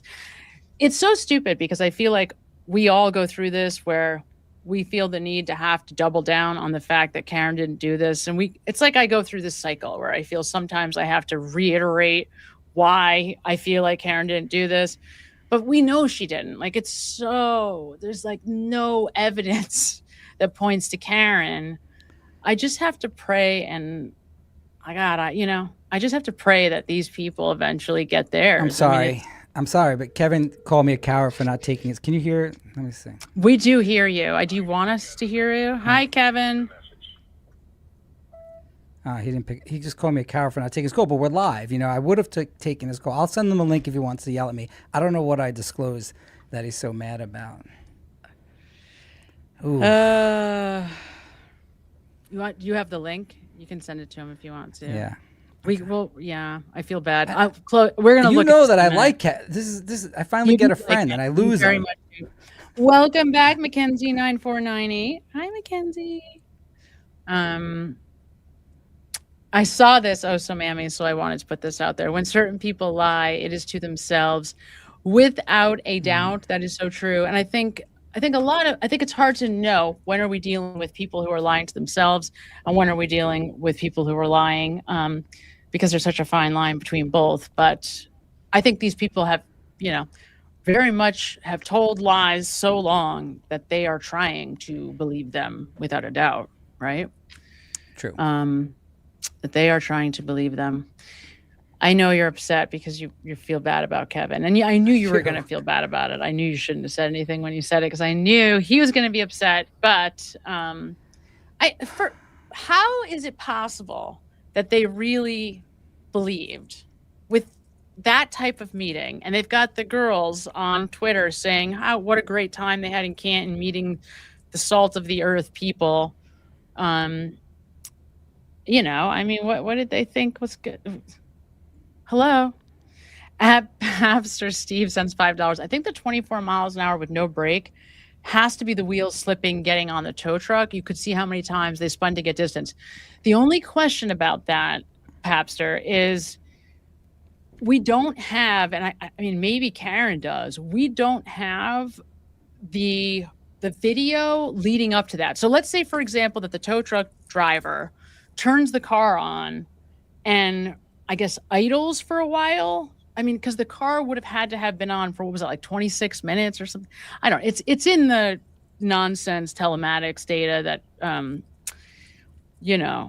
the Aperture people are put together. But it would have had to have been part of the whole key cycle because Karen drives for a while. It takes her way too long to get from the waterfall or town, from Canton downtown to 34 Fairview because she's going on all the back roads. Then she sits there for 6 minutes, reconnects with John's Wi-Fi, and pulls into the garage, which she has trouble doing. John used to do it for her sometimes, as we see, because she does actually back right into his car because it's a big car for her. So and then you have to make that really close turn into the garage. So she probably does that slowly. So that whole thing takes what? How many minutes is that? 20 minutes, 22 minutes or something? So the question is that key cycle with the tow truck 22 minutes? Yeah, that's the issue. And can we ever really find out? I do want to see that video, though. I want to analyze it. We do have the video. I mean, we have excerpts from the video in the trial. I want to see the whole thing in clear. Is that your phone making a singing song sound? We hear music. Oh, you're playing Boys to Men.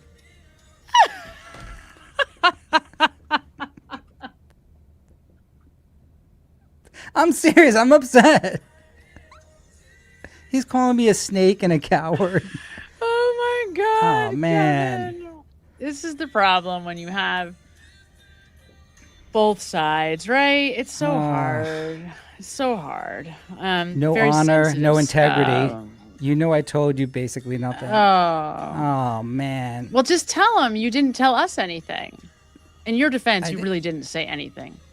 Fucking piece of shit, grifting snake. I wrote, hey, only most of that is true. Oh man. Oh no. I'm sorry. I know that. It doesn't feel good to hear that. And my wife called me worse this morning. Oh my God. Don't you love when people hold on. Do you love when people fight in Manhattan apartment? Do you sit and listen to it? Like if someone's yelling I heard it. Oh, outside I hear it all the time. But in your apartment, like if you hear a couple fighting, I stop and I fake that I'm on my phone and I listen because it's great to hear people fighting. Now I'm sure people did that to me because my wife was really yelling at me this morning. I love hearing it. I don't know. I live in like a pre-war building, so we never hear anything. But I hear it outside. Like the stuff I see right outside my door, like front my window, is insane. Just like this one guy, like a cab driver, threatened to kill himself and was like laying in the middle of the street, and another guy behind him that was like, in from the bridge and tunnel group crowd was like trying to get around him, and the guy wouldn't move. It was great. It went on for like an hour. It was awesome. Well, I did send Kevin the link. If you do see him in there, I'll let him on. I think he's too mad to probably come on right now, but just continue to say you're sorry. Professional. Yeah, you're right. All right. So Jackie is a member for 3 months. Hi, Sis and Loop. Question for Loop. If good dog Chloe didn't do it, then why does John have dog bites or scratches on his arm? Why does that occur? When does that occur and why? Good question. It's a great question, right? I don't believe that Chloe, she is the catalyst of the injury that John had. So I don't believe Chloe had the energy and force enough to have John fall backwards and bang his head. And then I also don't believe that anyone would cover this shit up at all, right? You wouldn't have to have Brian Higgins and Brian Albert colluding separately from the party to say that the dog injured. You would just try and render aid and call 911. Yeah, I don't think at any point those two are so evil that they would try and cover up John dying because the dog solely caused it. I agree with you 100%. Jackie. But also there's injuries on John. I mean, the problem that they have is that there's injuries on John. Now think of it this way too. Like, what would have happened if they had called in a fight or an injury in the house? Because then they do come into the house and then they do an investigation in the house and then they do check everybody and their bodies and like who has, theoretically anyway. I mean, I doubt they actually would have done that because it still would have been Michael Proctor. It still would have been Brian Albert. It still would have been Brian Higgins. And they probably don't do any of those things anyway. But sure. That's why I get so annoyed at the fact that they didn't just call and say it was self-defense because they would have gotten away with it anyway because of the fact that there were such, absurd bonehead investigators who were intimidated by Brian Higgins and Brian Albert. So it's stupid, Jack. It was a mistake. And I think it's just they were scared and they were drunk and they did a stupid thing by not calling it in. That's the truth. Because they could have put it on the dog. They could have lied and said it was the dog. It wouldn't have made sense, but it would have been a better story than Karen did it. I don't know. I can't believe you're playing like sad songs over there. Oh my God. Come on, I'll never get over you getting over me. That was another one that would hit us. Oh man. Did you have Is that like expose? Yeah, how do you know that? Because I am a child of the 90s. Of course I know expose. My God, can you imagine when you just envision getting broken up with, you put in the mixtape and you just sit there. I had those. I used to go to sleep to them every night. Yeah, but I'm talking about when you're sad because you got broken up with. I know. Oh man, I feel so. I'm not joking. I feel bad. I know you. I ran this by him to say, "Can I disclose this?" Yeah, he did. In fairness to Kevin, he did say, "Don't disclose certain things." I think, but I don't believe that I disclosed anything that wasn't public. They met, and I thought it was on X. Yeah, it was on X. That's all I know. I mean, if he's saying maybe I was close to the truth, I was guessing. Yeah. I mean, it's possible that that's why he got mad. Maybe he heard me and thought I was telling something that was true. Interesting. Now, there is this very specific information that only him and I know that I didn't disclose with regard to this event, which I didn't know when it was actually taking place. So I didn't disclose that, and I won't disclose that, even if he hates me and he calls me a snake and a grifter. Okay, so but the point is that you really only said that there was a meeting, which was what we already knew. Oh, you did say a couple of things about who was there and who wasn't. That was the only other thing. You did tell us that Buchanan was there. Start the music again. Sorry, he did say that Buchanan was there. At Lindy Burnett 2324 sends $4.99 off the subject. Bloomworth absolutely watched your breakdown on Corey Richins and used it in the info in his closing. You know, I was so excited to see some of it. I was so excited. I was like, oh my God, he's using this stuff. I don't know if he got it from me, but I was so happy that he used it. Because he talked about the quetiapine. I was like, oh, he's finally doing it. And then he talked about the deception. He really does. It was like the greatest thing. I was so excited. I did not think it came from me, but I was excited to see it. I was thrilled. No, I love that guy. I was so Was he reading his closing, by the way, or was it from the heart? No. He was not reading his closing. No, he was. Thank you. He's got he's got a demonstrative that goes along with him. Yes. Yeah. But no Alan Jackson. No, there was no notes. No notes. I know you hate the notes. No, I like him. I couldn't believe it. It's so funny that she said that, because I was so excited when I heard him say some of those things. Like, it just needs to be said, right? It needs to be said. Ginny sends $2. The only irrelevant spike, is when they talk to Link. Exactly, Ginny. I'm totally with you. There was a spike when she talks to Lank. There's no doubt. And that's interesting, right? It's like you wonder about that. What is that, because he knows or because he doesn't? It could go either way, right? Yeah, that's true. It could go either way. I was so mammy. Sends $5. What are you, a moron, Vince? No, he just likes to be difficult. No, but I really did, and I like Kevin. This sucks, dude. I'm upset right now. I know he's on the other side. I know you're. But no, he's I know going you're off upset. on me right now. I know you're upset. I know. I think that's probably. I just realized that's probably what he was upset about. Was just that you said some things about who's there. Oh, it wasn't. But I mean, there's 400 people there. Like, how was that? In your defense, how was that not going to eventually get out? I'm sorry, Kevin. What other songs are there? End of the Road. Breakup songs? Yeah. Oh, you know what's like my favorite is oh my God, Billy Vera from Family Ties. It's really old. Like, it's before me, but what did you think at this moment? Yeah. Oh, God, with tears in my eyes. It's like a devastating song. What? Yeah, it's so good. Oh no, I'm gonna listen to that during the break. Why are you laughing at my pain? Oh no, I can't even because it's like a really devastating song. It's like really sad. Oh, he said I even gave you a fake location because I knew you were a snake. Oh man, I thought I had asked him if I can just. I swear to you, because I didn't know what that meant. The location. Kevin, I swear, I thought I asked you if I could disclose this. What does that matter though? That's after the fact. He told you after the fact, right? Yeah. This is over. All this is after. I never disclosed anything before the fact, but I didn't know where it was. So maybe it was a fake location he gave us. All I know is that we got wind of it not from you first. Right. Then you were like, oh, okay, it's out there. Right. I don't know if that makes him feel any better, but it's true that you did not tell us. You didn't even tell us offline. Like, we did not know about it. Period. Yeah. Well, I'm glad I didn't know. Even thinking about it, it is interesting that they did organize 400 people at this. I know we already referenced it, but it is. And kept it a secret. Yeah. Yeah, it's interesting.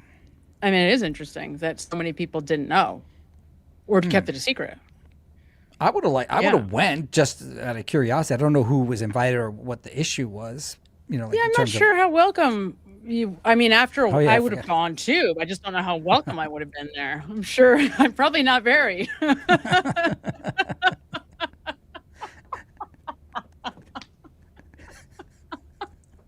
I'm sorry.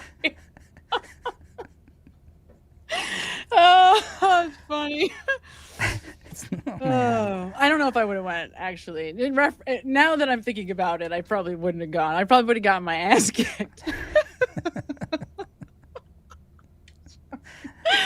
I mean, look, this has nothing to do with Kevin, though. Like, I'm not laughing about Kevin. Like, I understand what you're going through, and it is hard to betray a friend. And I think you did really like him, and we're happy to be friends with him. So I feel terrible. Not that I don't have any negative feelings for Kevin. I don't. And I appreciate that he came on with us and, Me too. you know, helped us to see some. He took a real leap doing that too. And I know it's scary. It's scary because he has been screwed over. So I think part of what I think you're probably coming up against here too is like he has been or does feel like he's been wrongfully or mistreated by people. Yeah, I get that. Yeah. But I have to accept responsibility for doing that. I shouldn't have said anything. I thought I could, and that was my mistake. So it's my mistake, and I'm sorry, Kevin. Mr. G70 sends $2. No fight. Karen was afraid of Brian Albert and Brian Higgins being at 34. That's interesting. You know, because one of the things that I'm not sure I believe, or maybe I don't understand, because clearly everybody was trying to get them to go to the house. So it's one thing to say, I don't know if this is the right location, especially after they drove around like they did. It's possible that she really didn't think it was the right location because it didn't look like a party or whatever, but clearly they wanted her there. I mean, everybody was motioning her to go. Jen was like trying to get her to jump in the car with her to go.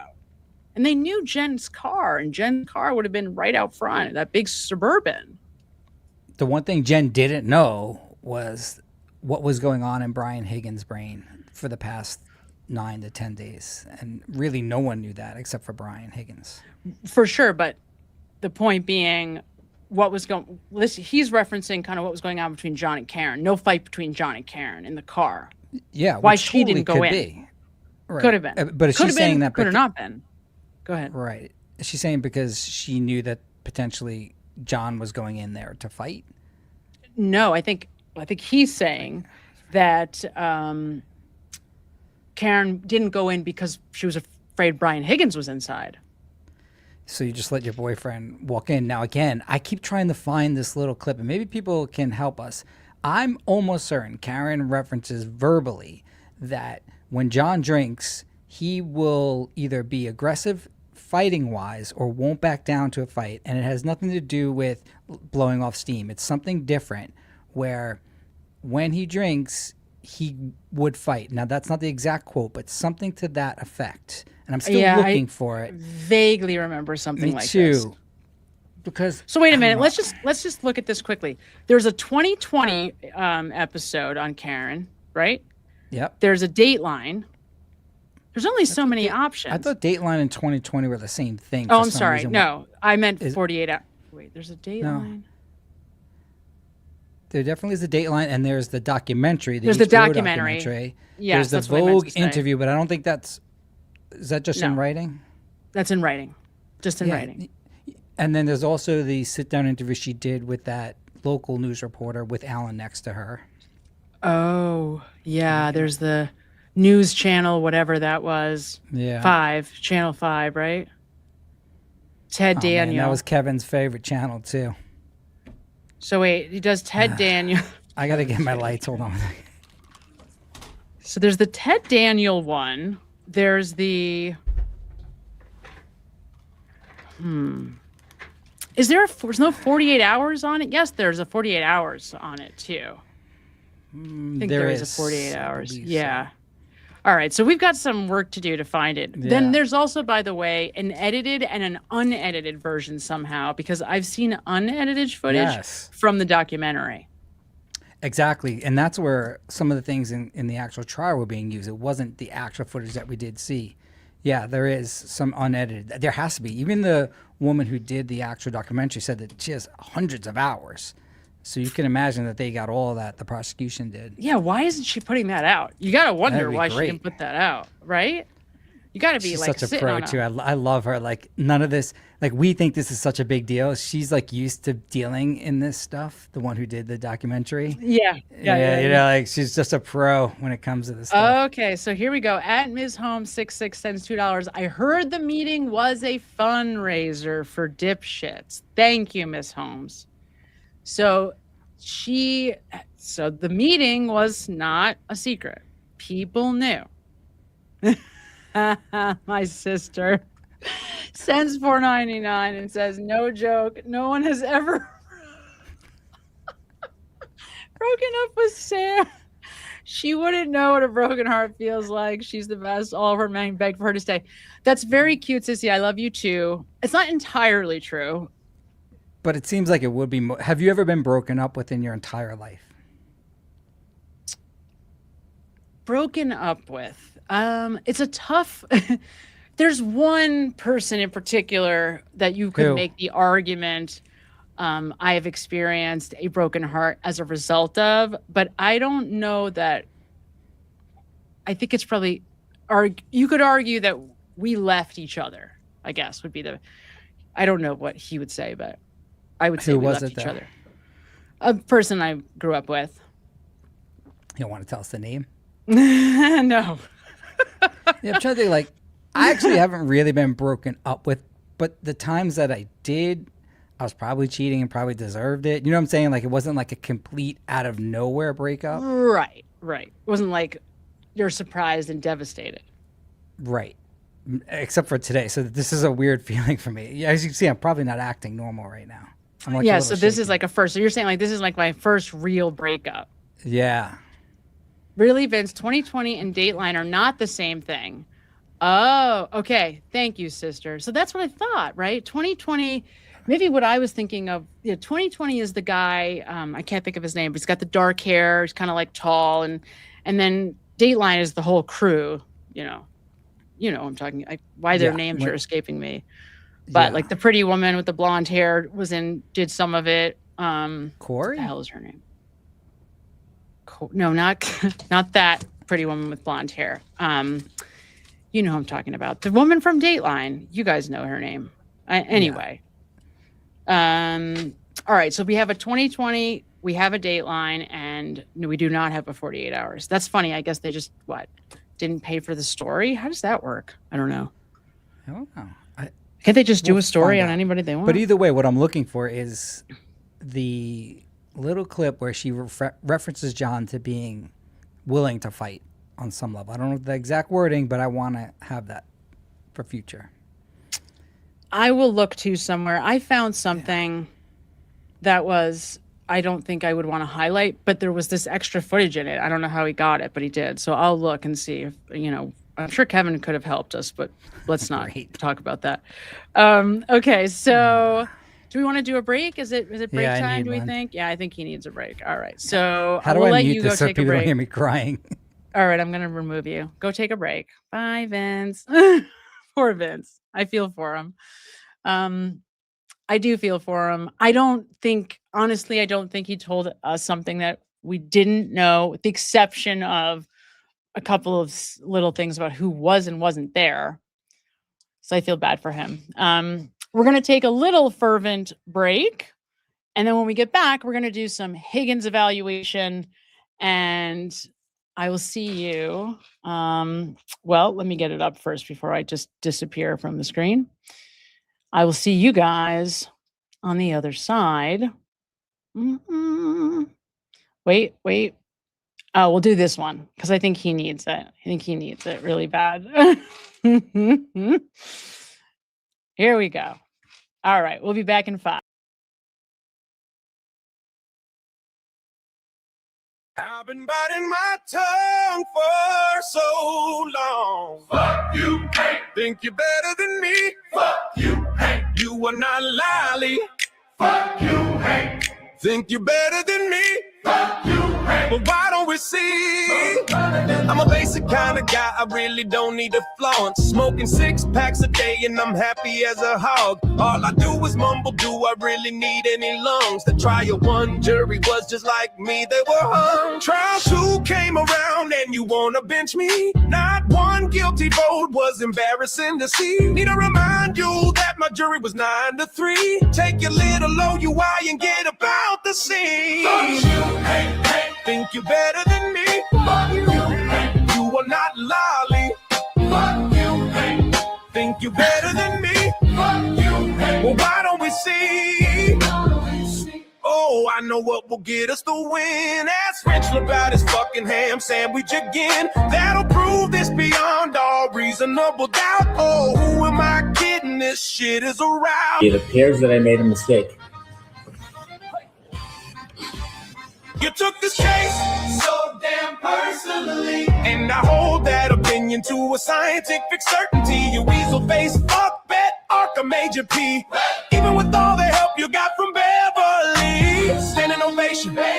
What a robust cross. Psych. Your nerdy ass looks so fucking lost. Just think, $500,000 was all it cost to get our asses kicked in the fucking law. Fuck you, hey, hey. Think you're better than me? Fuck you, hey. You are not lolly.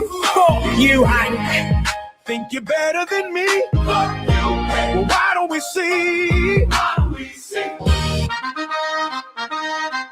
Hey. Waiting for your response, Becky. Yeah.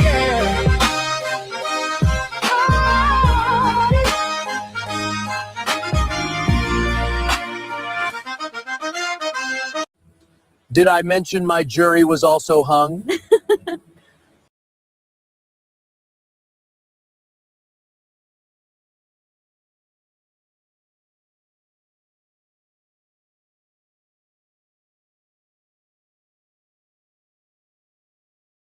You see them kind of square up in a fighting stance to each other. I recall them grabbing each other. I don't recall them squaring up like they were fighting each other. No, they were playing a little grab ass with each other. I did see them grab each other. I don't recall a physical, hey, let's go duke it out. I do not recall that. Okay, so are you saying, taking you literally, that they grabbed each other's asses? Is that it? No, I'm saying grab ass. It's a figure of speech. Okay.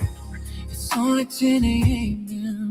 and I'm halfway through this flask. Got me thinking about the night and the way I grabbed your ass. Yeah. Jackson mischaracterized our mental state. Yeah. Cause it wasn't premeditation, it was simply our foreplay. I remember that drive from New York when your hand touched mine. Then you told me about Karen Reed, I lost my mind. I said, Higgy, don't forget about your bride. You said, I'll make it up to you later tonight. I miss you, I miss your ass, I miss you. Give it a grab. I miss you. I miss your ass. I miss you. Oh, give it a smack. At the waterfall, you said, put your hands like this. So I grabbed you from behind and damn near gave you a kiss. You said, easy there, bride. You know I'm kinda shy, but this Jameson and ginger got me feeling kinda wild. Look at John O'Keefe kissing up on my girl. Eyes on me, Higgy, you know that I'm your world.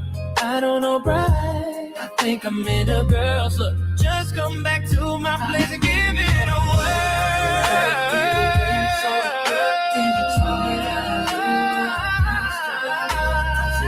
Don't forget about your bride. You said I'll make it up to you later tonight. I miss you. Give it a grab. I miss you. I miss your ass. I miss you. Give it a smack. I recall them grabbing each other. I don't recall them squaring up like they were fighting each other. No, they were playing a little grab ass with each other. I did see them grab each other. I don't recall a physical, hey, let's go duke it out. I do not recall that. Okay, so are you saying, taking you literally, that they grabbed each other's asses? Is that it? No, I'm saying grab ass. It's a figure of speech. Okay.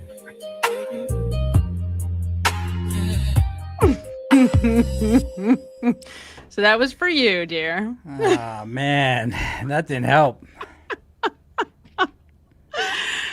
funny is fervent, though. I mean, it was great, but I'm glad you're so heartless. What do you mean? You me. wanted to hear like sad songs. I found one that fit our situation, kind of.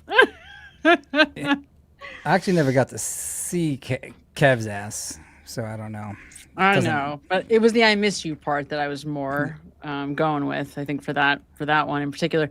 I was thinking as that was playing, though, could you imagine having this whole world on, like, all of these people on YouTube who are, I mean, making love songs about you? I mean, it can't be easy. It can't be easy to be those guys.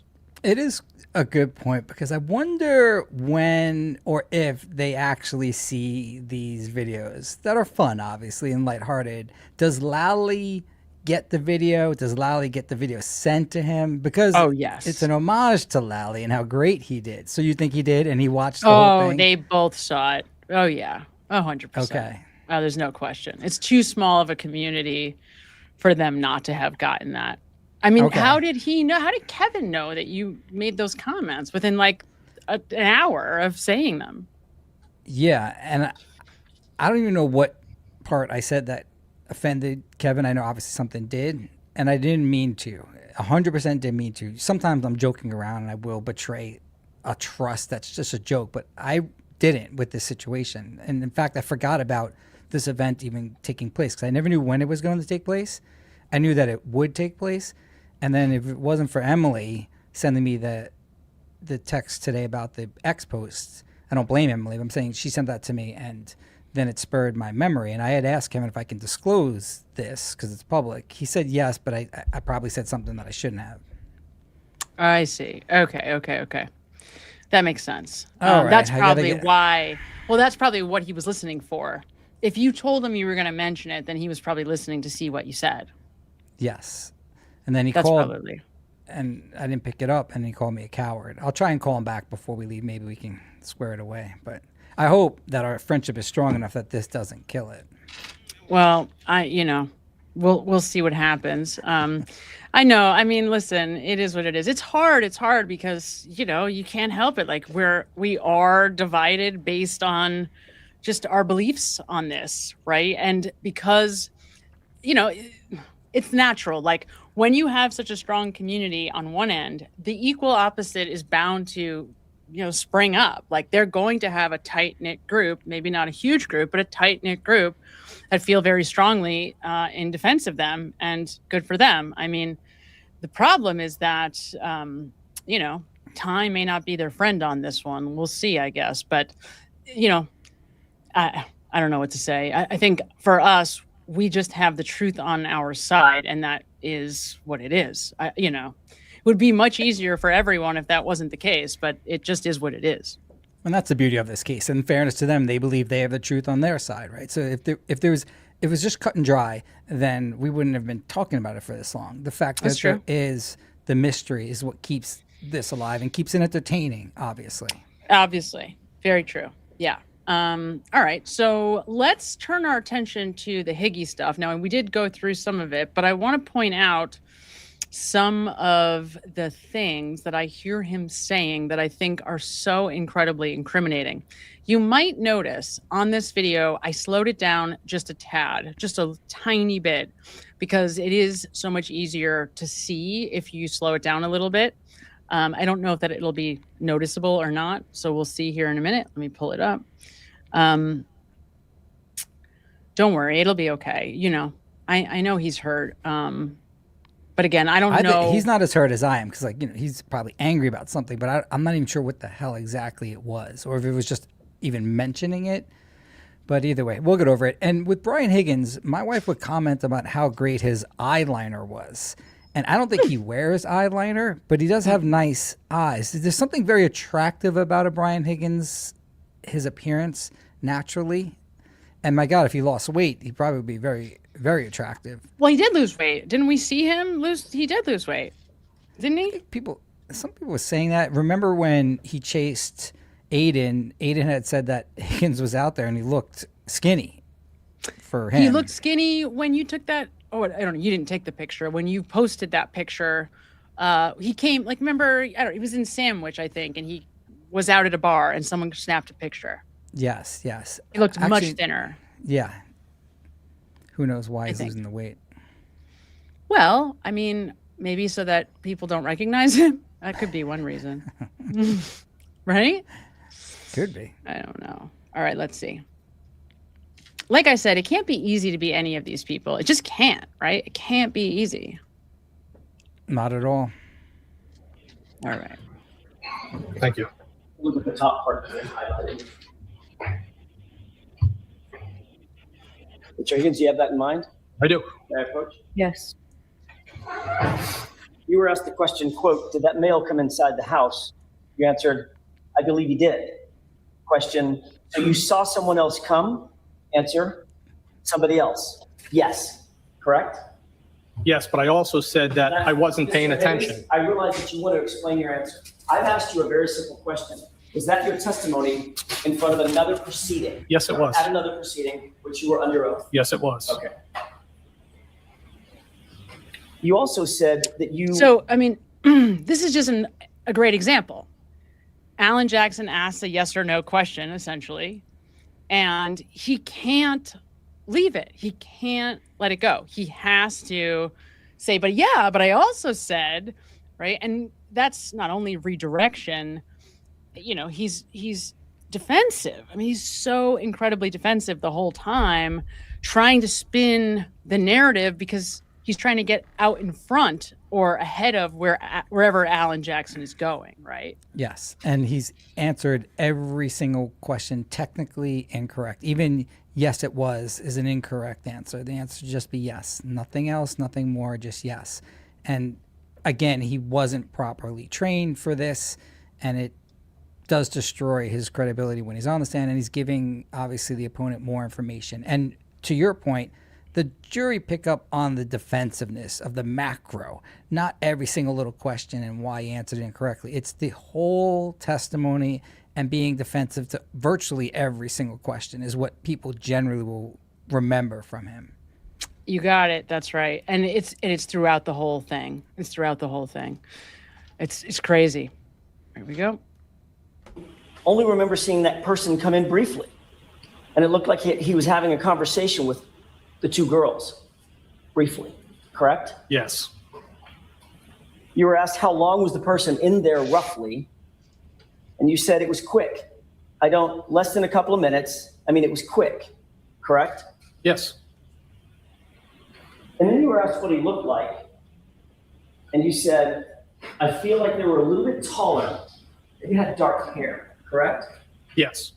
So you testified that a tall, dark-haired male came into the house, at least briefly, in your testimony, correct? Yes. Approximately when in the timeline of events did that unidentified male enter the residence? I don't know the time frame. It would have been while I was there. When you gave your statement to the Massachusetts State Police, you didn't tell them about a tall, dark-haired male coming into the residence at 34 Fairview, did you, on February 3rd? I don't recall. You don't recall. You were specifically asked by ADA Lally when you testified before the state court grand jury on April 28th, 2022, who else was present, correct? Yes. And you never mentioned a tall, dark-haired male coming into the house, did you? No.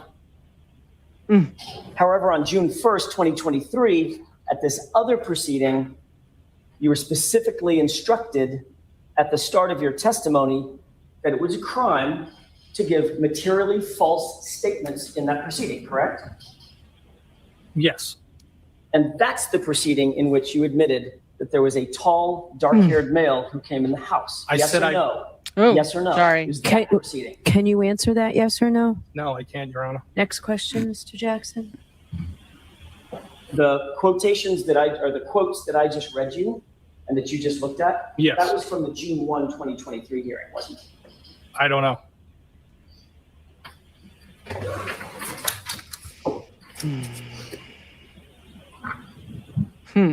That's what was just read, and that's another page. Just take a look at that page and see if you see a date on it, the first page. I see it, yes. May I approach? Yes. What's the date, sir? So let's pause that for a second. So what do you think about the fact that it's during the grand jury or the questioning with the feds, not with the state police, that he makes that statement about maybe seeing somebody coming in the house. You could argue that he's being more specific and honest when the federal government is investigating him compared to Lolly, or he perhaps didn't remember. It's one or the other, most likely. What do you think? Here's the thing about the not remembering. Now, there are some people, when you experience something traumatic, it's not uncommon to sort of remember time in a distorted way, is what I would say, right? Like, it'll seem like, things went on forever that didn't, or went really quick that went on for longer. So there's typically a time distortion, but more often than not, people remember everything. Like, you remember better when a person dies, right? Like the next day, because this event was so pivotal in these people's lives, so much of this would be commit to memory. And the fact that he tries to say, and they all try to say, but he specifically tries to say, like, I don't remember anything, it's just disingenuous. I mean, frankly, it's just not true. Yeah, until I really thought about the whole Colin thing and the fact that they probably were passing each other quickly, I thought this was more important than it was, meaning I thought he was referring to John coming into the house. And it could be, but I just don't know for certain if he's referring to John or Colin. Okay, fair enough. Yeah. And chat, you tell us what you think too. I'm starring comments. Okay, here we go. Let me play more. June 1st? 2023? Yes. How long did you stay at the Albert residence in total? From the time you got there till the time you left? Maybe like a half hour, less than an hour. And what time did you leave? Say 12:30, you said? I think I said between 12:30 and 1 a.m. And you indicated that you pretty much didn't say goodbye to anybody, right? At the house? Correct. I just kind of left. I said, see you later. Turn around, left. As a matter of fact, at that same hearing that we just... So one thing on this, right? Like, left is often about 70% of the time is when someone uses this particular word as a way to say that they exited like this. 70% of the time is a reference to some type of conflict. 30% is I'm late for something. Now, given the fact that in this case, Brian Higgins wasn't really late to do anything, unless you want to try to make the argument that he was late to get to the Canton PD to move some cars around, it would be indicative of some type of conflict. So something just didn't. The other thing with regard to that is that they were referring to how he left the bar also, and there was a line of questioning with regard to that and whether he said goodbye to anyone, which in and of itself is very suspect. Remember that he said that he never said goodbye to anyone. I just picked up and I left. But then, of course, if you kept watching the video, he's saying something to someone. He's either Karen or John. I do believe that it's Karen. And that was another thing that was really missed during this cross-examination, that point. So I don't know if they're referring, if in his mind he's still thinking about left 34 Fairview or left the waterfall. In both, I think actually in both cases, he uses the same language, just FYI. I'm pretty sure he says it when he's talking about leaving the waterfall also. And it's interesting. I mean, I guess he drove with them, right? So he had to leave with them. No, he didn't drive with them. They all had separate cars. Why don't we see Higgins on the library video? Do we know? I believe it's because it started at 12. The library video, the library is only 1 minute from the waterfall, literally a minute. So once you're in your car, we missed it. I see. Yeah. And there may be still the video there. If they had it from like 11:55 forward, then most likely we would have seen it if they passed by it. And I think that they most likely would have passed by it. Okay. So the bottom line is he probably just makes it before the library video. There's a chance because I wanted to see that Jeep. I love looking at the Jeep. And I forgot that you see it at the Canton PD at 1:37 whenever he gets there. And it's interesting, too. He doesn't have any idea when he leaves because he said he was there for a half hour, but then I must have left between 12:30 and 1. obviously you just killed somebody or was in a fight and killed someone. Now, when I say Brian Higgins killed him, that doesn't mean that he's criminally culpable for what he did. Perhaps it was self-defense. So you can kill someone but have a legally justifiable reason for doing so. And that could be the case with Brian Higgins in theory, right? So when I'm making that representation, that's what it is. But clearly he had an issue with regard to when he left and the fact that he needed to get out of there pretty quickly as well because something serious happened. Yep. Obviously. Something serious happened. Yep. Okay, let's go back. Wait, so Sam, so you're saying when someone uses the word left as opposed to something else, it's indicative of something nefarious?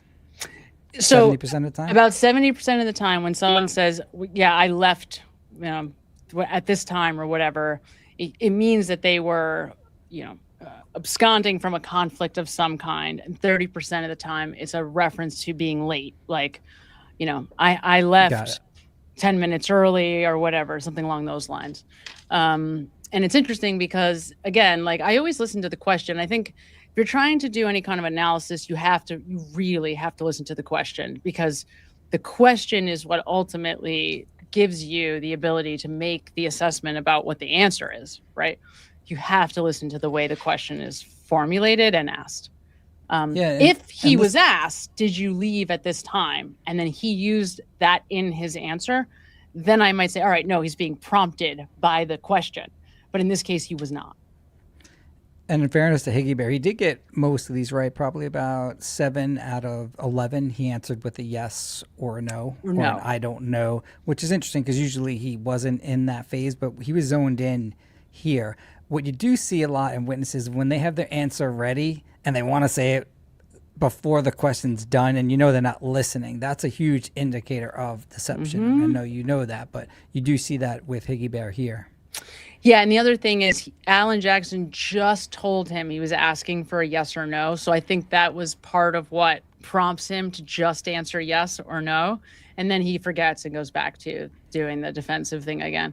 Because he's on the stand for a while. I mean, he's really on the stand for longer. It's a long testimony. It really is. Okay. Yeah, but it is interesting. He is, and that's part of the reason. But again, Alan did have to go home for his kid's kindergarten graduation, allegedly. Yeah. That's so interesting. I did not remember that. Looked at, your statement was, I made a beeline out of there, correct? I don't know if that's the verbiage I used, but I left. Why the rush? Why did you leave so quick? Because it was a long day and I just wanted to go home. Except you didn't go home, did you? No, I went back to Canton PD. Right. So it wasn't such a long day that you actually drove home. You went back to the Canton Police Department at 1 or 1:30 in the morning, correct? To move vehicles, correct. Well, let's talk about you leaving. You walked out the side breezeway door, correct? Yes. You walked down the driveway? Yes. There's nothing obstructing your view at that point of the lawn to your right, correct? I didn't look over there, but I would not think so. Between you and the flagpole, in other words, there wasn't some mound of dirt, something obstructing your view. You could see straight across if you wanted to, correct? If I wanted to, yes. It's just basically a flat grassy lawn with a light dusting of white powder snow on it, right? I don't know how much snow was, but there was snow there. Yeah, you indicated that it wasn't even enough to stick to the pavement at that point. Well, that's when I got there, yes. Well, you only stayed less than an hour, right? That's correct. I'm assuming you didn't dump 3 feet in an hour, correct?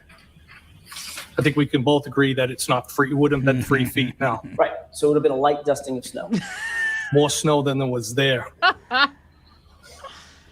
That's awesome. It's a hilarious exchange. So stupid. How far would you say it was from the edge? He can't control himself with regard to this. This is poor planning on whoever's part this is. I know you can eventually train him to do it, but all of these questions so far should have been yes or no, and he has to give his rebuttal even before he answers yes or no, which is very suspect. Right. Because, innocent people, and look, we could all imagine that if we're being accused of doing something that we didn't do, of course, you want to defend yourself, but it does not come across in this way. It comes across in a completely different way. 100%. And we have to be grateful he wasn't prepared, right? Because now we I get to see guess. the real Higgy. Yeah, I guess you're right. Into the driveway over to your Jeep. From where the back of my Jeep was parked? Correct. Exactly. Right, so that's right where Carrie's car is where the front of the Jeep would have been, right? Right. Sometime before 1:26 a.m. I just put this right in the Brian middle. Higgins walks outside, gets into his Jeep, Which he doesn't do, so the whole never thing sees is the silly body anyway. of a man but over 6 feet tall lying directly beneath the flagpole, it's so, despite it being illuminated by the so powerful plow lights mounted on the front. No sneaker, no shards of That's a reflective pretty plastic good, on I the have to road tell in you, front that's of a him. pretty good representation of what it probably looked like. Brian Great Higgins representation. then drives away from 34 Fairview And it Road. was close. You see how there's no room between the street and the house? Yep. There's no sidewalk. Right. It's a tight Maybe area a right in foot front of the or house. two, or it could have been even with the edge of the driveway. Which is why it also does not make any sense that he was parked there, because nobody would have been parked there. If you were parked there, you would have had to have been up on the lawn or literally in the middle of the road. Like, you're just not going to. Oh, somebody sent us a video, I think. Let me take a look for that while I play this.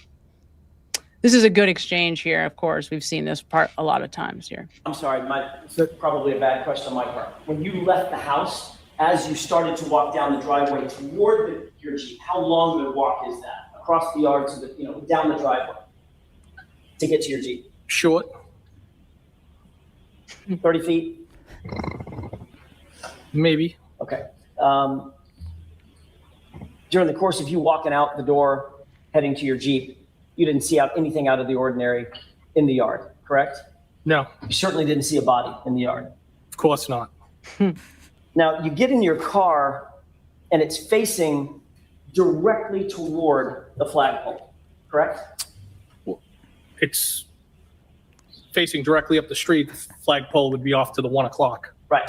So just a few degrees off to the right, the flagpole is, correct? It's off to the right.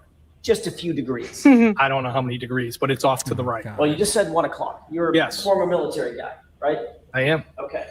1 o'clock means 1 o'clock on a watch. 12 o'clock is due north or right in front of you. 1 o'clock is just a few degrees to the right, correct? That's what you meant. At the 1 o'clock, yes. Okay. So you didn't see a body when you got in your Jeep. No, I did not. Then you turned the engine on, correct? And the wipers, yes. And the lights. Yes. And the lights lit up everything in front of you, correct? Yes. Still didn't see a body, did you? No, I did not. Sitting in the driver's seat, you put the car in gear and you begin to roll forward, right? Yes. But there was a plow on the ground that scraped for a foot, right? Yes. So you picked it back up? Yes. Looked out the windshield to make sure the plow was situated and continued to roll forward, correct? I knew it was up and I continued to drive. And as you continue to drive, you're looking ahead of you and probably to your left to make sure that there's no oncoming cars, right? Well, I knew there was no oncoming cars. I was just driving forward. Right. So your focus is directly in front of you. On the road, yes. And everything in your peripheral vision is right in front of you as well, correct? Yes. Nothing obstructing your view. I mean, other than snow on the car. Nothing obstructing your view outside toward the lawn. Wasn't another car parked there. No, I didn't. There was no vehicles in front of me, no. It was the roadway was relatively empty. There was no cars. And you didn't see a body then either, did you? I did not. And as you drive past that flagpole with everything lit up and everything in your peripheral vision, you still didn't see a body on that lawn, did you? I did not. You're a former firefighter, is that right? Yes. Did that put you in a position of being a first responder? Yes. And you're currently a law enforcement officer. Yes. That puts you in the position of being a first responder, correct? I'm also a tactical medic, yes. Which means that you have training.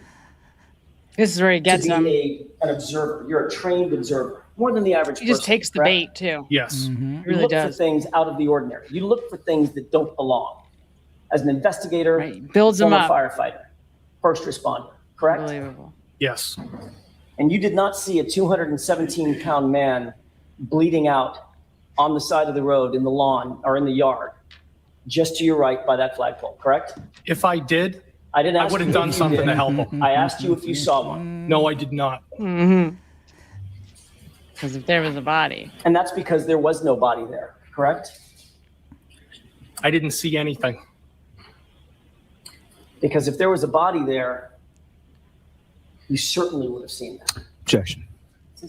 I mean, that I wasn't even going to mention it because it's so incriminating and it's so obviously incriminating. But the way that he looks to the right and then is so overcome with emotion with the image of John's body in his head is so incriminating. And the way Alan walks him through that sequence and the fact that he said, I didn't see anything, not I didn't see his body, is so incriminating. I don't know how else to say it.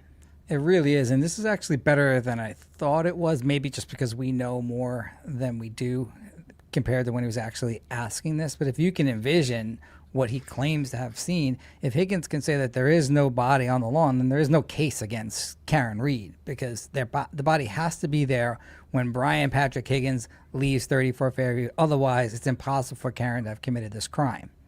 Right. That's right. And they're really stuck here, right? Yeah. They're really stuck because they can't say they saw anything, obviously, right? You see a body, you just leave it there, okay? Yeah. You can't do that. Yeah, you're right. Right? So they can't say they saw it, but they also, have to try to indicate that there's some reason why they didn't see it.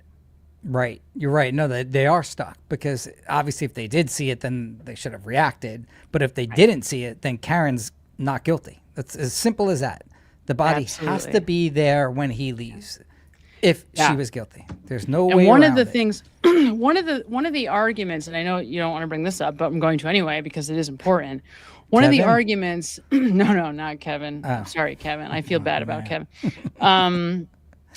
So one of the things that I didn't catch until the most recent time I went back and did Jen's 911 call analysis again, twice on two different occasions, she tries to insinuate or starts to tell dispatch that John got out of the car and that was so incriminating because if, let's say we go with her story about how she's looking out the front door, which she wasn't, but let's say she was, and she sees John and Karen drive away. That's such a powerful image. Your brain would have calculated that as John and Karen didn't come in the house, right? So if you believe that with your whole soul, there's no way in your mind on that morning that you're going to be thinking, oh, John got out of the car and I didn't see him. She starts to say it twice. There's no way that you're thinking that. You would have been thinking, as a legitimate human, your thought would have been, John must have tried to come back because we saw him drive away. So he was not out there, right? If you did not see John O'Keefe on that lawn, your brain must have believed that John drove away. So the only way John is back on that lawn in the morning is he must have come back at some point. Maybe he did go to Bella's mom's. Maybe he did go to somewhere else, right? But one thing that didn't happen for sure is that he got out of Karen's car and went to go up the lawn, right? So that was another incredibly incriminating two statements by her this last time I did it, because there's no world where that would come out of your mouth. Yeah, I disagree with that point because she's the one who tells Karen that Karen was there because Karen's so drunk she forgot she went to 34 Fairview, and Jen insisted that they did. That's right. Correct. So, good point. And if Jen didn't see them pull away. Technically, she didn't see Karen leave. She saw them there. She saw Karen's SUV there. She saw Karen's SUV not there, but she never saw them leave. If you saw your friend right where Karen was, then your brain would naturally assume that he had to get out of the car. Nope, it would not, because he didn't come into the house and because you walked out of the car. You walked out of the house and didn't see him. So, I mean... Well, that too. If you're you're correct if you're logically thinking how you should be, because you're right, Jen would have seen John on the lawn if you're logically thinking at that exact time when you're calling 911 after seeing your friend dead. I think in her brain... It's not logic. It's not logic. It's belief. So in that moment, you're not logical. You're just going to go based on belief. You're going to go based on, like, what were the beliefs that I held about the sequence of events of the night? So whether or not if I didn't see John, like they're all saying that their number one thing is the guy never came in the house. That's their big line, right? So if that's really your belief, is that the guy never came in the house, Karen and John they were out front and they drove away. They must have gotten into a fight or something. I think that's what Matt McCabe says at some point. Must have gotten into a fight or something. All right. Well, if that's true and nobody sees him, right?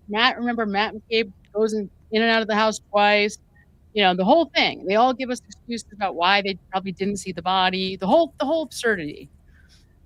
If you really have no clue how John got there, number one, you don't say he's dead 4 times. You don't wave off CPR. There's all kinds of other reasons why she's absurd and she is lying and all this other stuff. But that one thing is also just not what would happen. I mean, and I think if you listen to Carrie Roberts, who is obviously no one is claiming that Carrie had any knowledge or involvement in what happened beforehand. Like she didn't, right? Carrie just was an innocent person who got dragged into this after the fact that she got colluded with Jen, of course. But before that, she's not involved in the death. And that, if you really look at her reaction, that's the reaction I think everyone would have, especially because they were with him the night before. Another thing you should know is that she lies to the 911 officer when that officer asks about alcohol. So she says, they may have been drinking, like I don't know, right? Well, that's interesting. So if you're concerned about your friend and all you care about is, which is not the case because she says he's dead 4 times and waves off CPR, but pretend like that's not what happened. If all you care about is getting help to your friend, wouldn't you want to be as accurate in your reporting? And why would you hide the fact that you know that they were out with you drinking the night before? That's good questions. Good questions. I don't have an answer to that one way or another. I'm just saying, like, it's so, these things are so incriminating. And when you add them all together, it's just beyond. It's like, this is insane. The insanity. It's so high to me. I wish it wasn't, but it is. It drives me freaking nuts. Let me answer some of these. Emily, I saw this earlier. If he was involved in what happened to John, I'm not sure it's possible he doesn't remember John being there. He was involved. I'm not sure if it's possible he doesn't remember John being there. What was I talking? Higgins, if he was involved. Yes, this was in reference to the guy in the house. That's why I started. Yeah, and again, it's a reference to someone coming into the house. I'm not 100% certain. John did. I know that you have a different belief, but I believe he may have been referring to Brian Higgins. Yes, that's right, Denise. Thank you. Sends $2 and says that the interview is also on Rotten Tomato. That's right. So we have 2020 Dateline, Rotten Tomato, the Ted Daniels interview that she gives while she's driving, and then the interview with the lawyers that you mentioned. Yeah, it may have been the Rotten Tomato. It may have been the Rotten Tomato. Yeah, it may have been actually. That's good. I'll be able to find that then. It might have been. At US Galucci sends $4.99. Matt McCabe has Jen's phone at 2:27. Oh. Yeah, I've heard this before. Brian Albert has his wife's phone at 6 a.m. Walk those scenarios and see what happens. It's a good question. It's a good point, right? Because what is the thinking? The thinking is our wives or sisters. It's less incriminating if we're engaging through them. Yeah. I trust Jen with a secret over that dope Matt McCabe any day of the week, by the way. I feel like Jen will go to her death lying. I don't know. I feel like you can crack Matt a little bit easier. I would agree with that, actually. I think at the end of the day, I mean, think about how Matt was the one, and she doesn't deny it, that was like, you better call those feds back and tell them who you called, right? I mean, he was the one who told her that? Yeah. Okay, that's interesting. Yeah. He was the one that says, wait a minute, who else did you call? And then she says, oh, I also called. And then he says, you better call them right now. And she does. She calls them and says, I may have misspoken. So, yeah, I mean, but to your point, you're right. I think that's right. I think if Matt was forced, if it's my family, right, or if I'm going to be going to jail, right, and my family or them, I'm taking my family any day. I think that's true. that's also true with the McCabe, not McCabe, with the Levinson and Nagel, right? I mean, Nagel comes up with this blob story. Like, that's how much she wants to be, one of them. Lisa says, "Calling all angels." I love that. It's adorable. True. Mr. G70 sends $2. BH saying another person shows he's not culpable. Brian Higgins saying another person shows he's not culpable.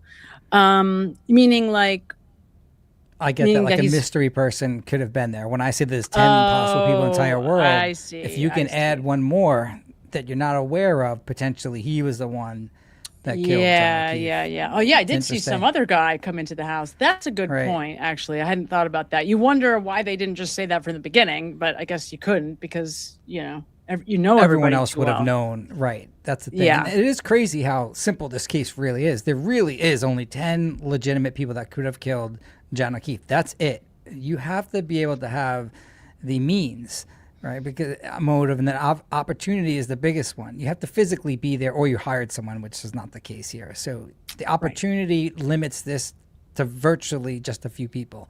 And I don't think Nagel can throw a right hook. I don't think Levinson can throw a right or left hook. So you can eliminate a lot of the people, and then you're just down to a few. You're right. No, I mean, yep. And if we take anything that these people themselves say at all, I mean, everybody in the house separates Brian Higgins and Brian Albert from the group. There's only two people that they at any point separate out, right? Right. And they make a point to separate them out. And we know that whatever they're telling us isn't true because they all say something completely different about where they were and what they were doing during that time, right? Exactly. So if you're one of those two, so there's only 10, you should be worried, right? 10 people in the entire world can do something. You're one of them, and there's no statute of limitation. So then you narrow it down to just 2.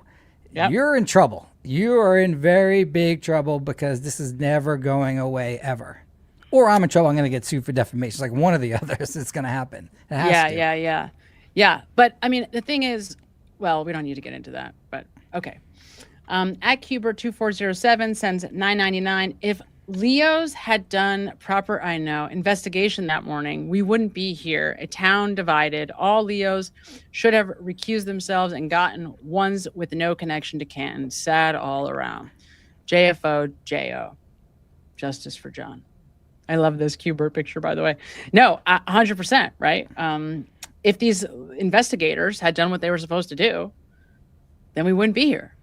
Cubert was a weird game. It wasn't really that popular, but it popped up in our childhood, like between 8 and 12 years old, sometimes at a bowling alley where they have the video games. Oh, I had, it was Atari. When the Cubert was on Atari, too. Was Atari? I think it was. I think it was like one of the earlier, it was before Nintendo. Yeah, exactly. That's my point. Like obviously, like Super Mario was huge, Pac-Man, but like Cubert, not that I don't know it, but there's also Dig Dug, which is sort of like similar to Cubert, I think. love Dig Dug. Dig Dug was my favorite. You're right. Dig Dug was, I thought Dig Dug was Nintendo, but I guess it wasn't. And it was also on those big video games. The big games. Did your mom or whatever bowl at any point in your life? I mean, I've been bowling, but my parents are not bowling. No. Not at all. Yeah, because sometimes it's a Yenta thing. It's not like they do it for whatever. But I used to go with my mom, and she'd take me there, and I'd play video games, and one of them was Dig Dug. Oh, my God, I love Dig Dug. I do. I still love Dig Dug. When the little guy, and he would like, and then he would fall into the sand. I was like the greatest. I still play video games, so. Mark Lengel, 999. Hi, Mark. Sorry I missed much today. I got pulled to a meeting. Are we still trying to nail it down? Are we still trying to nail it down? Which thing? Is this the guy that we're supposed to debate with Kevin, or is this someone totally different? No. Not debate Kevin. Okay. No. With Kevin. I think there's some guy on Kevin's side that they wanted to debate us. Oh, no, this is not Mark. Okay, No. That was an attorney. Yes, I was happy to do that, by the way. But that was... Me too. I actually watched that guy on with our favorite Jewish attorney. Right.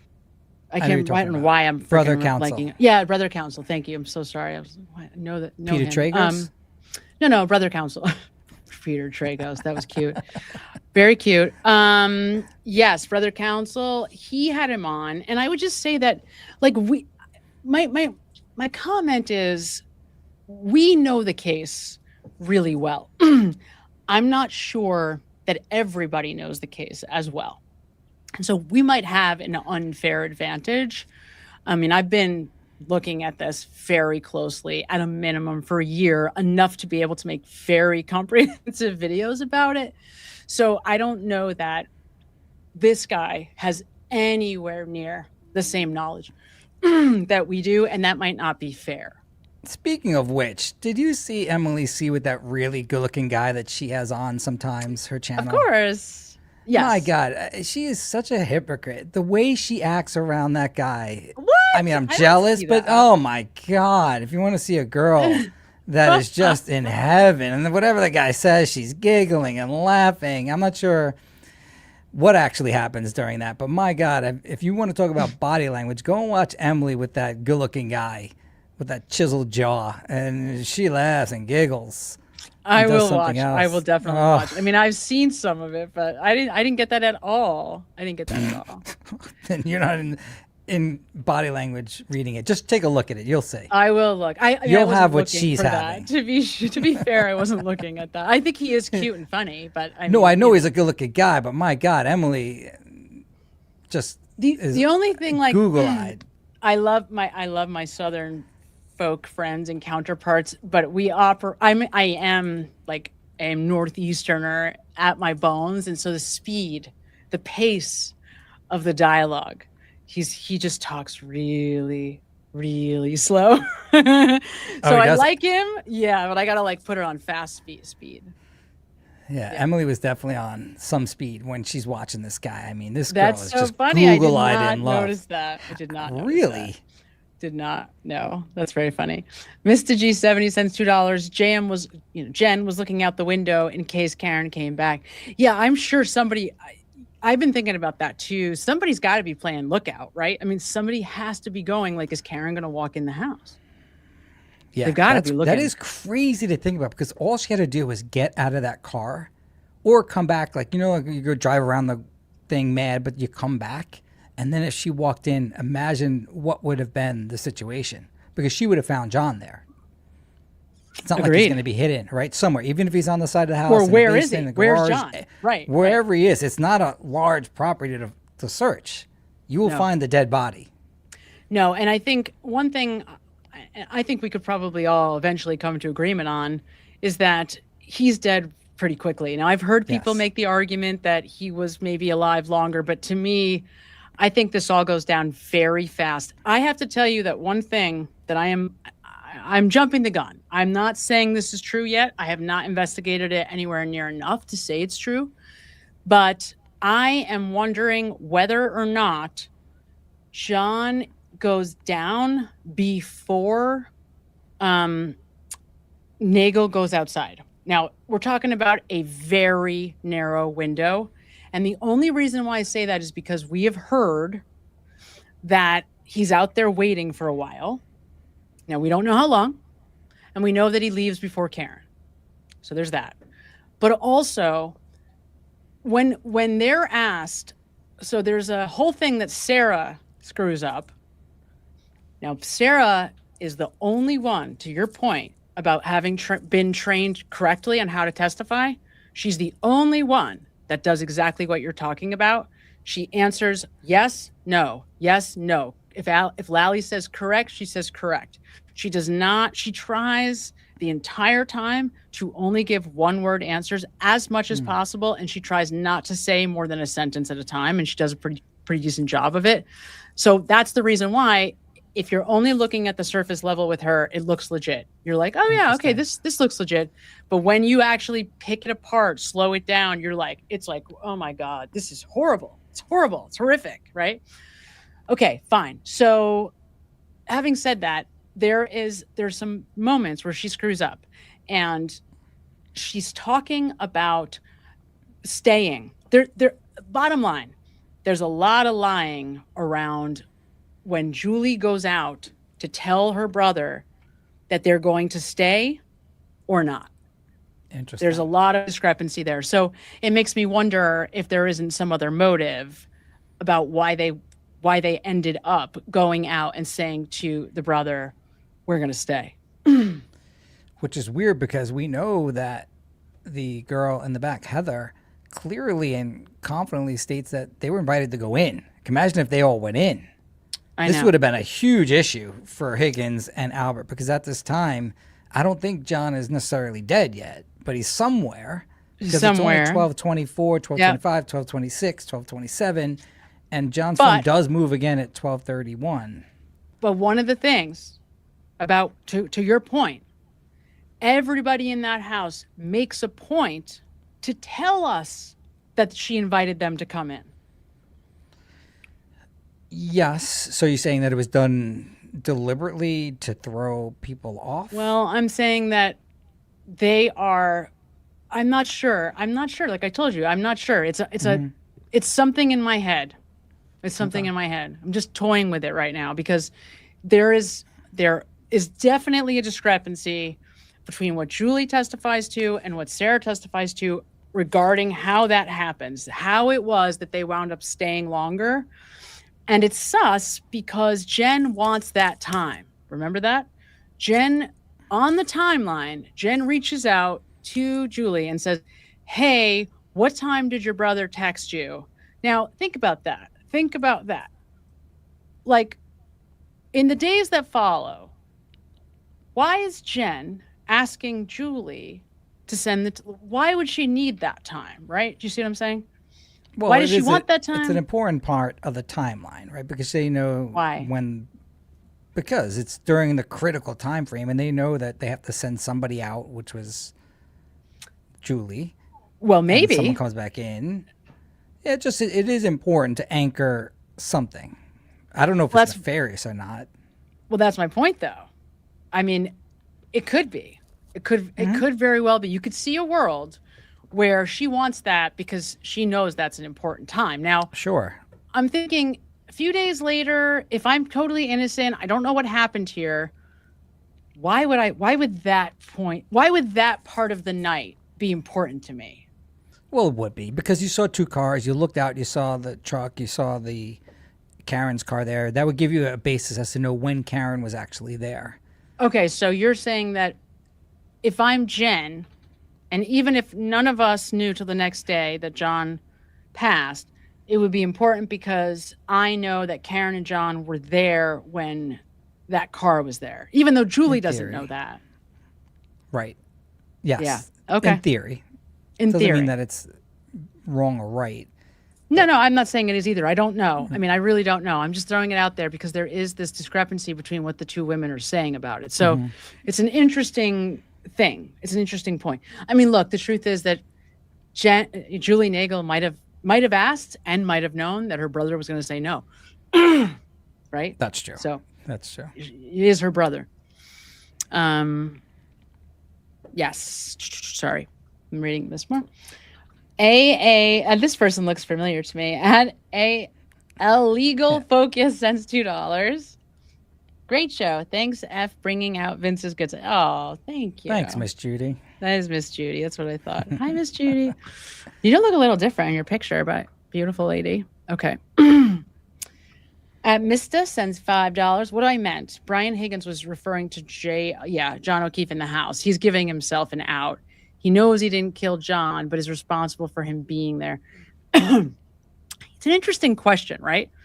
Because I could agree with you. There's a world, Mista, where I think or can see that Higgins is involved, but not responsible, right? Yep. He's involved, but not the final blow or whatever. However, he ends up ultimately going to his death, because he's so guilt-ridden. I mean, he's so feels so guilty, right?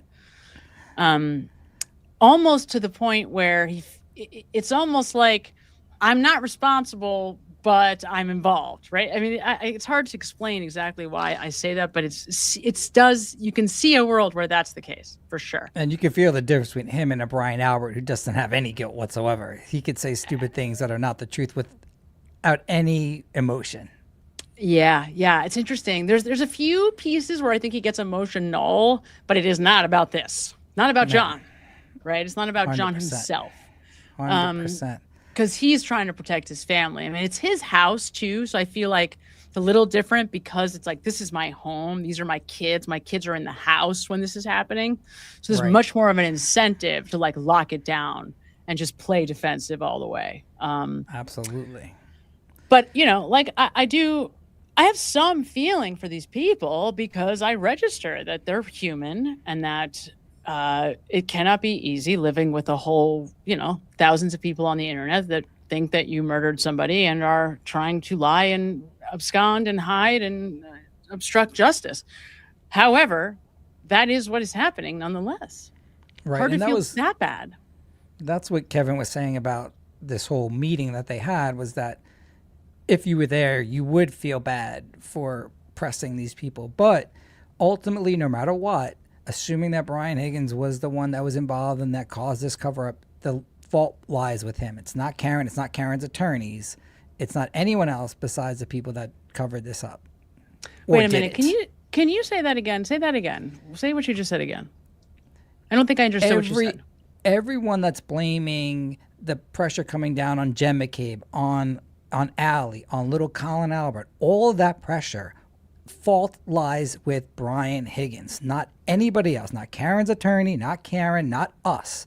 If Brian Higgins did not kill John O'Keefe, no pressure would be involved. If Chris Albert came clean and told us exactly what was going on at the waterfall, perhaps we would be closer to figuring out exactly when and where John O'Keefe was attacked by Brian Higgins. So you can't blame all these other forces. You blame the person who actually did the killing. Once you start blaming everyone else, you get distracted from solving this case. And I will not be distracted. The pressure is coming not from us. Technically, it's coming from whoever killed John O'Keefe. And there's only a limited amount of people that could. Right. I agree with you. Yeah. Were you finished? Were you going to say something else? That's it, baby. Done. I'm just, by the way, I'm a little rattled today, obviously. I apologize. I know. I feel bad. So hopefully you guys can maybe smooth it over. I mean, obviously he's not going to tell you anything ever again, but maybe at least you could get on, speaking terms again. And I would just say, I know, and this doesn't mean anything, but Kevin, I know that Vince really does value your friendship. He tells us all the time, believe me. So I know he was not trying to do anything snakish. He was, we did get a text earlier that said that there was a meeting. So he was just saying what he thought was already public, but with and some in fairness extras. to Kevin, I probably shouldn't have said anything. So I'm accepting my responsibility for what I did. And I hope that he can accept my apology. And we'll see. I mean, I'm sure now that it is out there, one way or the other, we'll learn more about the intent. But to your point, right? Like, I guess, yes. Would you feel bad if you were one of the folks invited? Of course. The problem, though, is that in order to feel bad for them, as you're saying, it is their doing. It's all they're doing. It's not anybody else's doing. It's their words and their statements that have caused all of this, right? That's the problem. That's why it's so hard to feel bad. That's why I feel conflicted, because on one hand, no, I'm not responsible for Colin Albert's pain and suffering. No, not at all. Like, that's his parents. Those are the decisions of the folks in his life who've made the decision to lie, abscond, hide the truth, because that didn't come from us. We didn't do that. They can pretend all they want. They can put up the good front. They can put John O'Keefe stickers on their cars. They can lie to the whole world and 400 people believe them, and good for them. But we don't, and that's the bottom line. 100%, and that's what it has to be until this case is solved. And whoever is the one who killed him is the only person to blame. People are going to speculate all they want. Jen McCabe, too, you have plenty of opportunity to help us out, right? You know certain stuff. I saw all your text messages. None of them cared about John at all. It was always about getting your story straight, right? So if you really care about John, come clean on everything. Don't hold anything back. You didn't see the Jeep there. It wasn't there. You lied under oath about it. But these little pieces of information help us figure out how, when, and where Brian Higgins attacked John O'Keefe. And again, Brian, you could have done it in self-defense, and that may be your defense one day. But we all have to come clean, and that will alleviate all the pressure on Colin Albert and whoever else you believe is unfairly criticized with this. Absolutely. All right, I think we have gotten to everybody. We are good. You guys have a beautiful day. Everyone, thank you so much for your participation. Denise, you are the best moderator the world has ever seen. Thanks to the Trial Channel for their Brian Higgins content, and Fervor for their amazing talent. Everybody enjoy your Monday. I'm going to go check out the Corey Richins case now. Bye, everybody. Goodbye. Goodbye. Goodbye. Is the defense counselor's duty to protect the rights of the individual, as it is the prosecution's duty to uphold and defend the laws of the state. Justice for all. Only we have a problem here. I live inside my own world of make-believe. Kids screaming in the cradles, profanities. I see the world through ice covered in ink and bleach. Cross out the ones who heard my cries and watched me weep. I love everything. Fire spreading all around my room. My world's so bright, it's hard to breathe, but that's alright.